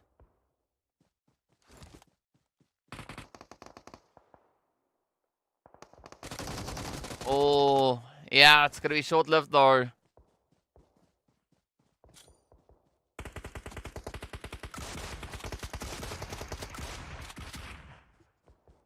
Yep, and that's it. RUKH Esports not in a position to bring any improvement to their Sanhok play. So they are still going to be sat exactly where they were coming into this one, as that is a big fat bubble going straight over to them. And meanwhile, let's see what the rest of the lobby is going to look to do.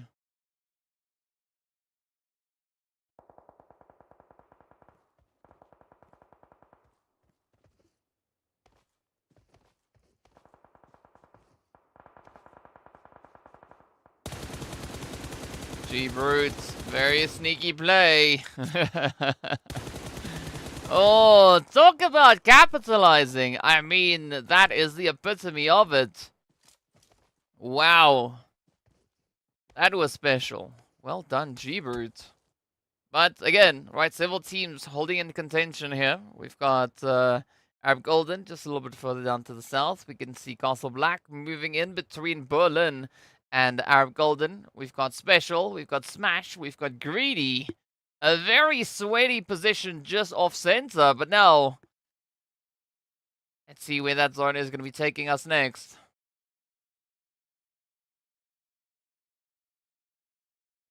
Well, it does pull over on towards that eastern side.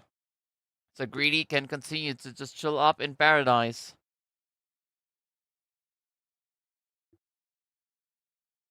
Again, no major concerns, no major upsets coming through there for them.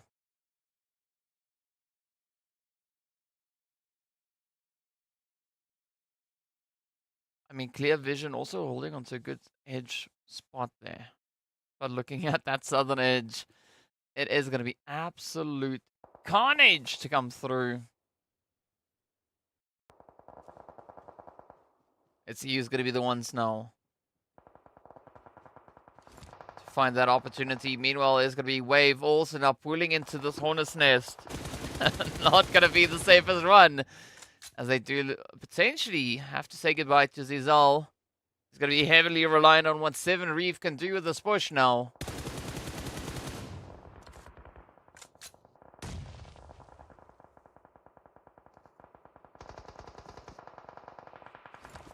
A Mohawk.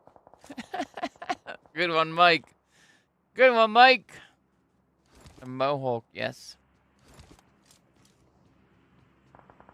I like the sound of that.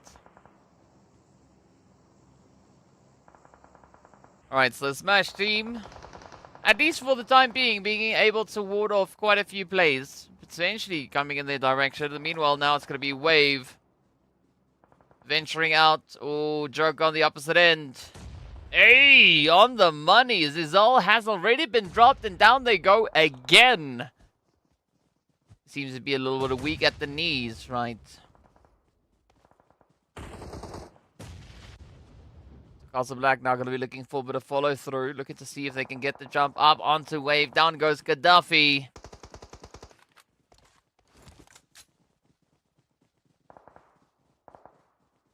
But again, these pushes can come through from either direction. XENON also going to be encroaching from the north. Just looking to extend a little bit further down. MEA Esports going to be chilling up on the edge, just towards the bridge in the northern side.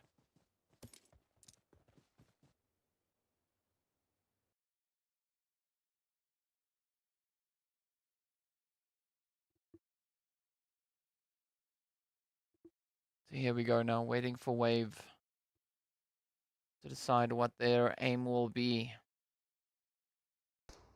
Meanwhile, +18 up north. Staring at a bit of an uphill battle. But are they going to look to climb to the top? Or maybe just flank their way around? Right, XENON also keeping it nice and quiet. The World of Battle still all the way towards that western side, sipping on a bit of that blue juice. They've got quite a bit of a range still to go. But I'm especially looking towards that western bridge to see what they're going to be doing with that. Meanwhile, Falcons are creeping up to Paradise.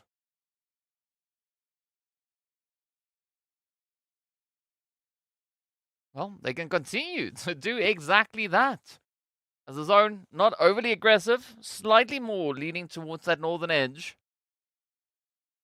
But this is going to be of the utmost importance now for the World of Battle to get themselves secured into that zone. Are they going to take the splashy approach?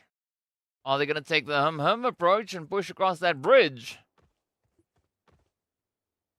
Well, we'll find out very, very soon. In the meanwhile, it's going to be Greedy now perched up on the roofs. Playing for a bit of that elevation. Ooh. They spotted out clear vision, but they don't have clear sight down on towards them.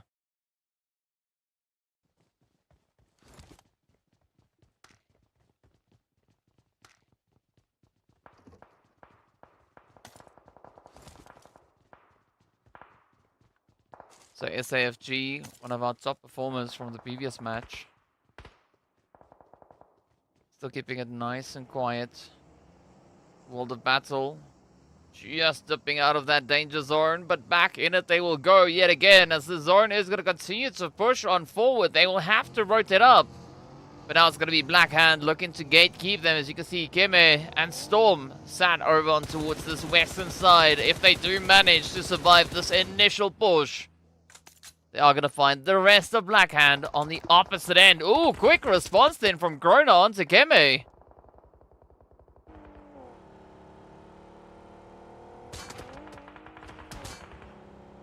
Mohammed, so far so good, and so far they rush right into the edge, hitting the tiniest little pebble, but that is enough to stop the vehicle nearly instantly in its tracks. Luckily for them it's not real life, otherwise they would have had a little bit of that whiplash come through.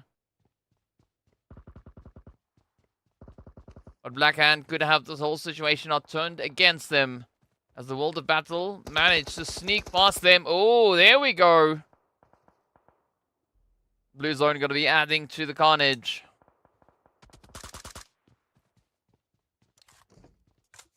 Just amplifying the difficulty here. Chrono, though, will get run over by the vehicle. And there we have... Oh, come on.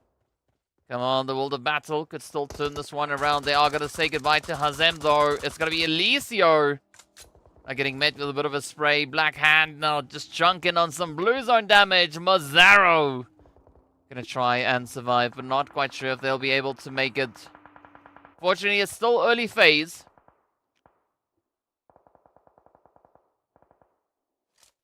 So not necessarily going to be the most devastating amount of damage they'll be receiving. So Zoro now pulls down. Yet again, Falcons find themselves smack dab center. Now that is a golden opportunity right there. Of course, Arab Golden yet to find a more decisive position. You can see Wave also now holding up into Paradise.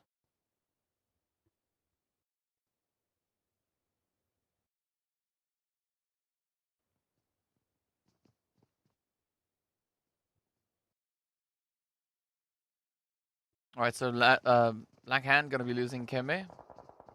Down they go. Also Black now going to be starting to make their way through Paradise. Bedrocks with a few warning shots.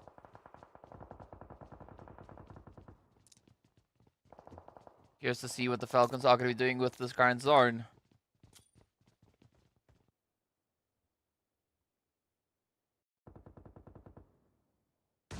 Mo Esports also now just situating themselves over on towards that western edge, holding on to a few compounds, so that could be a good spot, at least for the time being. XENON starting to push up as well. Ooh, special getting found out in the open. They are now down to YC and Ramsey, as well as G-Brute. Let's see that beautiful spray down coming from G-Brute just a few mere moments ago, but now comes the push. 7 Reef, Black lost.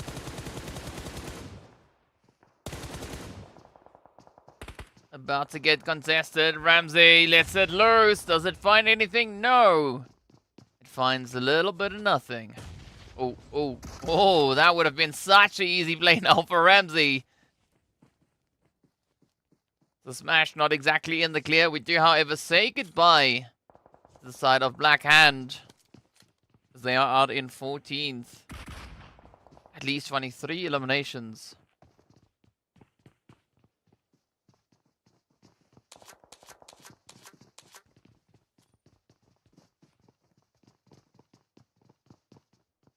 Blind, it's surprising you say that because no one has, as of yet, pushed over into the Falcons. We do see a lot of the edge play coming through.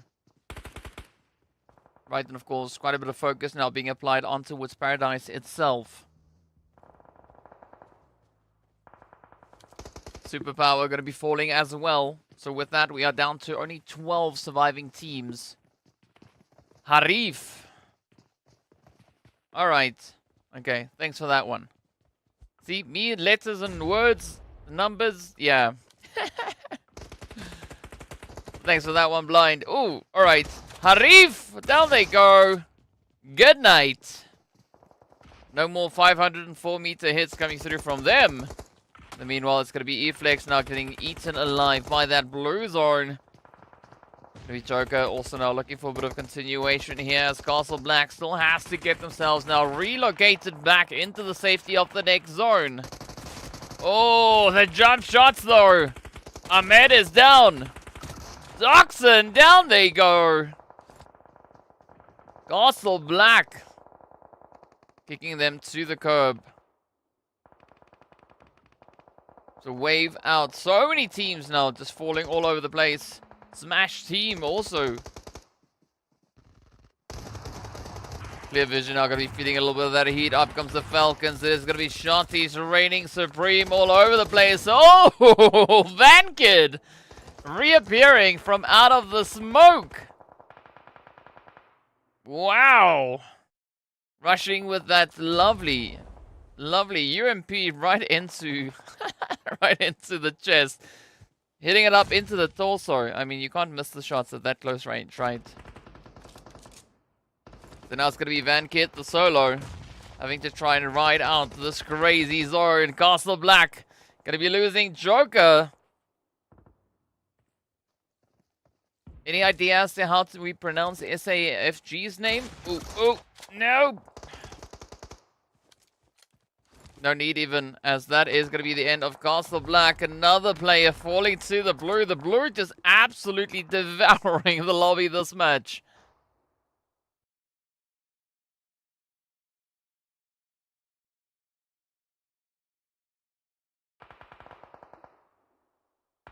But there we go, down to our final 6 teams. Esports still in it to win it. We got them set right there on that western edge, right? The World of Battle. XENON up north. Bit of a challenge to get themselves secured in towards that zone. Okay, Moise. Oh. Yep, down goes Tome as well. And that is the end of the road for +18 Esports. Down to the final 5 we go. Lazy Boy. Well, their name being pretty prevalent this time around. Getting to reload their mag. Right, you can't exactly do much with an empty mag as Lazy Boy now gets dropped right on down. Oh. Tough angle.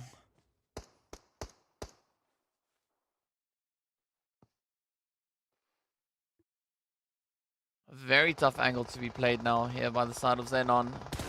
Oh, there we go though. They do find Muhammad. Arthur still holding steady. Blows the vehicle up. But unfortunately, not being able to get that spray in. Instead, we do say goodbye to XENON as the blue gets the better of them. The big bad blue zone doing a little bit of magic here today. The World of Battle still going to be holding it nice and steady. So they've already found themselves a winner chicken dinner today. All the way back on Erangel number 2. Clear Vision also coming through with a bit of that chicken spice. Right, all the way over on towards Miramar. But it will be the team to step it up this time around, right? So out of our 4 remaining teams, 2 of them have had winner chicken dinners. The World of Battle and Clear Vision. Mo Esports and Special. This could be their run at a bit of that chicken spice. Bankid now with a cheeky nade over the top. They do find Muhammad. Now it's going to be up to Arthur. Oh, but they've been spotted. Oh, Blue Zone is going to force their hand. Come on. Get it. Oh, Bankid. Oh, so close. And they get it. That is going to be Clear Vision now up to 8 eliminations. The World of Battle. Woo. Out they go. Bankid on fire. Bankid with 7 eliminations. I think Bankid is definitely going to be our MVP for this match. Regardless of where they end up. There we go. Yeah. Very accurate saying, Mamma Mia. G Brute though out with 5. Oh, still alive and running. But mad respect going out to Bankid. We are down to the final 2. Mo Esports. Here we go. Pedro trying to run it out. Good play coming through for them. I mean, what an amazing end. Special Esports.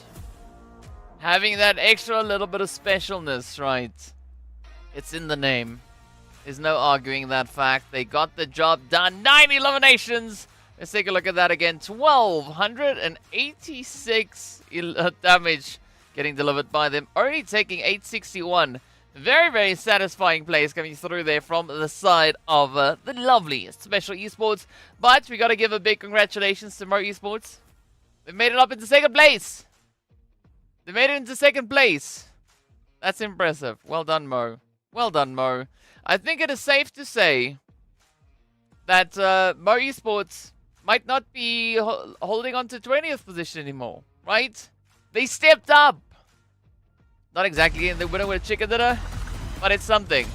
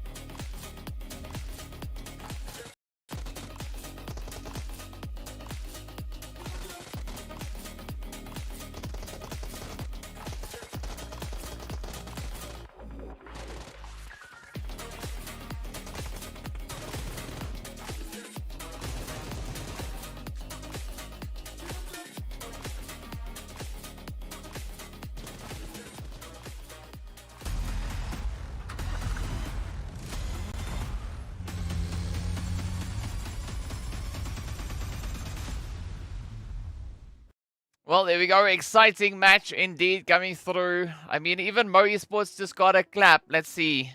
Flanker, very, very happy with Mo Esports.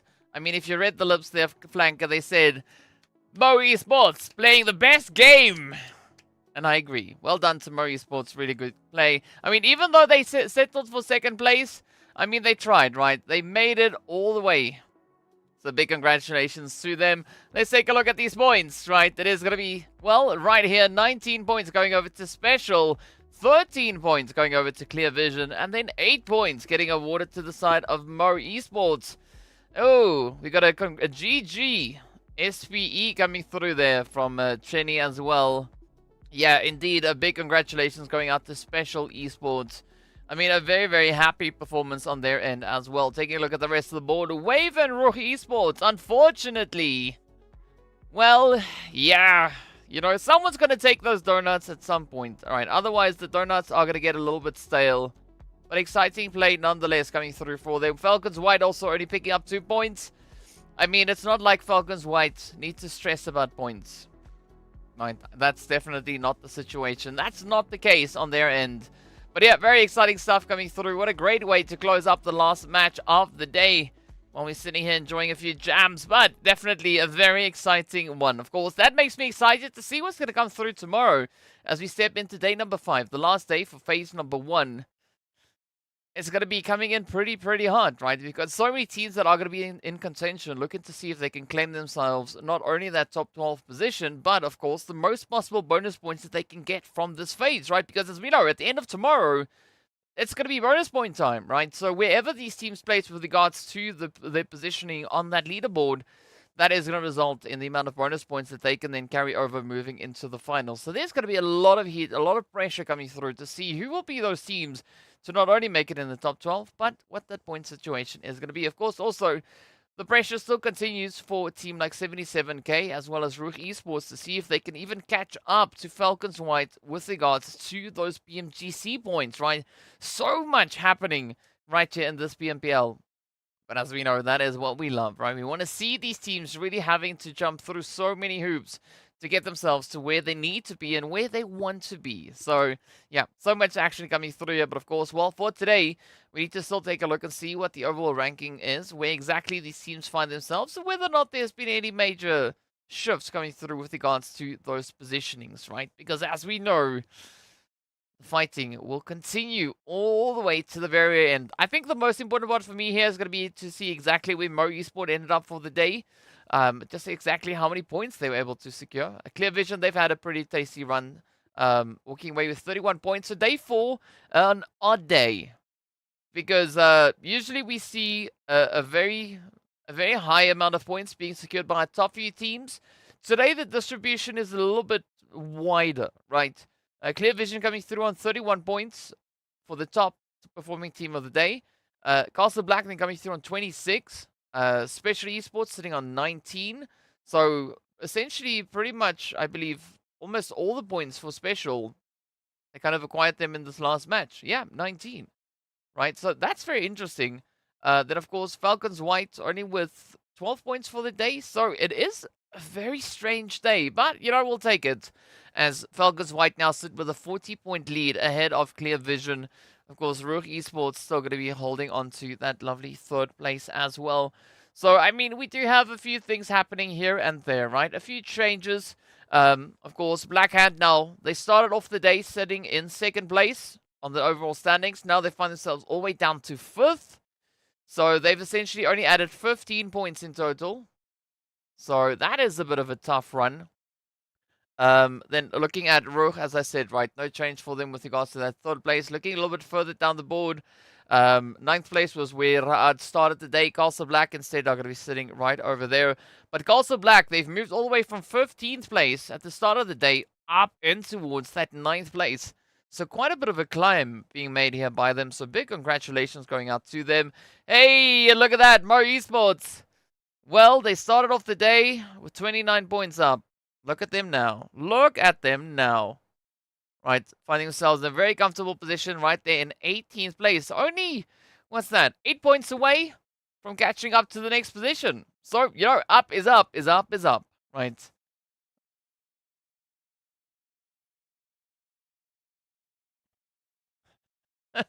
Because as we know, okay, sure, I'm not not quite sure what you're saying on that one right now, but okay, it is what it is. Yeah, so a very exciting day indeed. But the team's definitely not being shy with regards to aggression. I mean, a few teams having a pretty good run, other teams having a bit of a tough run, but that is kind of the trade-off that we are going to be looking at, right? It's not only the thing on day number 4, it's the thing that happens every single day as we make our way through the league. And that's the beauty of the league, right? The more consistent these teams are, the better their odds are of performing quite well, and of course securing themselves very strong positions at the end, not only at the end of this phase, but also at the end of that league stage. So very excited to see what the teams are going to be bringing through here and who's going to be the ones to step it up tomorrow. But to find out, well, you're going to have to join us back again tomorrow to see that what that will bring. I do believe that we still need to take a look and see who our MVP for the day is. So not quite sure if that is going to be popping up on screen, but we'll find out soon exactly what the outcome of it will be regardless. I'm cheering for DK. Here to support the homie. I mean, yeah, thanks. Woo! You want to hear an audiobook narration of Harry Potter? I mean, yes, that is indeed going to be something, but it doesn't seem like we are going to be showing MVPs today. Instead, we're going to be ending the day.